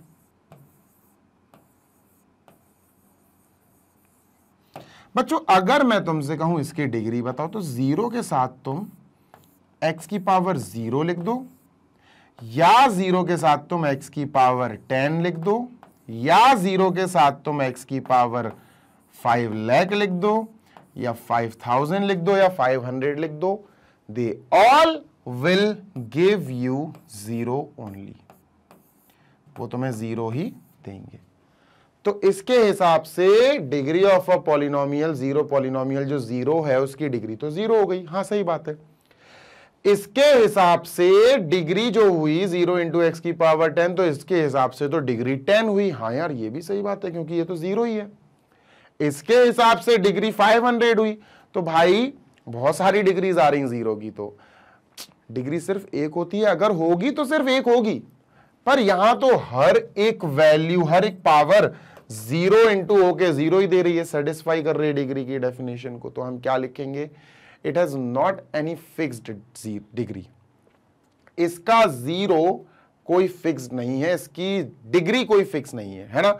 Degree is not defined. Zero polynomial की डिग्री नॉट डिफाइंड है बेटा। जीरो पॉलिनोमियल की डिग्री नॉट डिफाइंड है। क्या है भाई? सर इसकी डिग्री इज नॉट डिफाइंड। कोई भी परफेक्ट डिग्री नहीं है। तो इसकी डिग्री क्या है दोस्त? Not defined. एंड ही लिख दिया मैंने, ठीक है। आप लिख देना नॉट डिफाइंड, क्योंकि भाई ये भी तो जीरो है। 500 देख, 0 इंटू एक्स की पावर 500 भाई जीरो ही तो दे रहा है। तो ये तो डिग्री तो 500 भी हो गई, है ना। तो ऐसा नहीं है, ये गलत चीज हो जाएगी। So degree of a zero polynomial is not defined, degree of a constant polynomial is 0। बात समझना बेटा, ये बहुत गहराई और बहुत ही अच्छी चीजें बता रहा हूं आपको, ठीक है। चलो तो भाई अब अपन यहां पर इस सेशन की समाप्ति करते हैं। Let us wrap this session over now, और इसके बाद अपन चलेंगे बेटा नेक्स्ट एक्सरसाइज एग्जाम्पल जो भी है आपको मिल जाएगा नेक्स्ट वीडियो बहुत जल्दी। मुझे उम्मीद है कि आपने पूरा का पूरा इंट्रोडक्शन वीडियो देखा होगा, कंप्लीटली समझा होगा, सारे नोट्स जो मैंने बोर्ड पे लिखे थे आपने भी सारी चीजें डिटेल में लिखी होंगी। बेटा अब अपने पास पढ़ने को बहुत सारी चीजें हैं वैसे। We have factor theorem, we have remainder theorem, we have multiple theorem, we have multiple theorem, ठीक है, MULTIPLE multiple theorem। ऑल्दो आपको NCERT में नहीं मिलेगा ये नाम, पर बेसिक्स सी चीज है, बताऊंगा आपको। फिर हमें अलजेब्रिक आइडेंटिटीज पढ़नी है जो सबसे ज्यादा इंपॉर्टेंट चीज है, वो भी अगर मैं यहां पर पढ़ाऊंगा तो बहुत दिक्कत हो जाएगी, लंबा चला जाएगा सेशन, ठीक है। तो चलो भाई यहां पर सेशन की समाप्ति करते हैं, कंक्लूड करते हैं। आई होप आपको मजा आया होगा और आपको सारी गहराई वाली चीजें सीखने को मिली होंगी। तो आप हमारी वेबसाइट पर भी जा सकते हैं, you can study over there. आपको वेबसाइट टाइप करनी पड़ेगी, दैट इज www.magnetbrains.com। जैसे ही वेबसाइट टाइप करके एंटर प्रेस करोगे हमारी वेबसाइट का होम स्क्रीन ओपन हो जाएगा और आपको वहां पर जाके you just have to select your class. आपको अपनी क्लास सेलेक्ट करनी है, जो सब्जेक्ट की पढ़ाई करनी है वो सेलेक्ट करो, जो चैप्टर आपको पढ़ना है वो सेलेक्ट करो, और आपको बढ़िया एक अच्छे सीक्वेंशियल फॉर्म में प्लेलिस्ट के फॉर्म में वीडियोस मिल जाएंगी और प्रॉपर क्वालिटी से रिच वीडियोस मिलेंगी जहां पर एक्सप्लेनेशन टॉप नॉच होता है, ये आपको पता ही है, ठीक है। बस आपके पढ़ने की देरी है, आओ पढ़ाई करो और बढ़िया से क्लास में टॉप करो। वेबसाइट और ऐप पर पढ़ाई करने का फायदा, सबसे बड़ा फायदा बेनिफिट ये है कि you will not encounter any of the YouTube ads. कोई गूगल एड्स जो आती है ना, वीडियोस देखते हैं जब हम, तो YouTube पर देखने से बेसिकली आपको एड्स मिलेंगी, अगर आप हमारे वेबसाइट पर देखोगे तो एड्स नहीं मिलेंगी। तो बढ़िया से वहां पर भी पढ़ाई कर सकते हो आप वेबसाइट और ऐप पर। ऐप डाउनलोड करने के लिए गूगल प्ले स्टोर पर जाइए, सर्च कीजिए मैग्नेट ब्रेन्स, आपको हमारी ऐप मिल जाएगी and just download the app from there and just start बढ़िया वाली पढ़ाई। चलो दोस्त, सारे वीडियोस मैं बता दूं आपके लिए फ्री ऑफ कॉस्ट हैं, चाहे हमारी ऐप पर पढ़ाई करो या हमारी वेबसाइट पर पढ़ाई करो या यूट्यूब पर पढ़ाई करो, all the videos are free of cost. अगर आपको नीड हो नोट्स की तो आप नोट्स हमारी वेबसाइट पर से डाउनलोड कर सकते हैं। ग्रैब नोट्स नाम का आपको एक सेक्शन मिलेगा जब आप वेबसाइट टाइप करोगे www.magnetbrains.com, तो आपको नोट्स ग्रैब ई नोट्स वाला जो सेक्शन दिख रहा है ना वो मिल जाएगा और वहां से आप बढ़िया पढ़ाई कर सकते हो नोट्स लेकर। क्लास 6 से लेकर क्लास 12 इंग्लिश मीडियम CBSE सारे सब्जेक्ट्स के नोट्स हमारे पास ऑलरेडी प्रिपेयर्ड हैं। अच्छी एक्सपर्ट टीम बैठती है पूरे नोट्स प्रिपेयर करने के लिए, तो टेंशन फ्री होकर आप पढ़ाई कर सकते हो। देखो नोट्स ऐसी चीजें हैं जो लास्ट मोमेंट पे बहुत काम आते हैं, है ना। तो बढ़िया से पढ़ाई करो, नोट्स भी आप रेफर कर सकते हो और बस बढ़िया से नेक्स्ट वीडियो आएगा तो जल्दी से आएगा भाई, देख लेना उसको भी और पूरे वीडियोस देखो बिल्कुल सीक्वेंशियल फॉर्म में। जल्दी मिलेंगे, till then happy learning, take care, bye.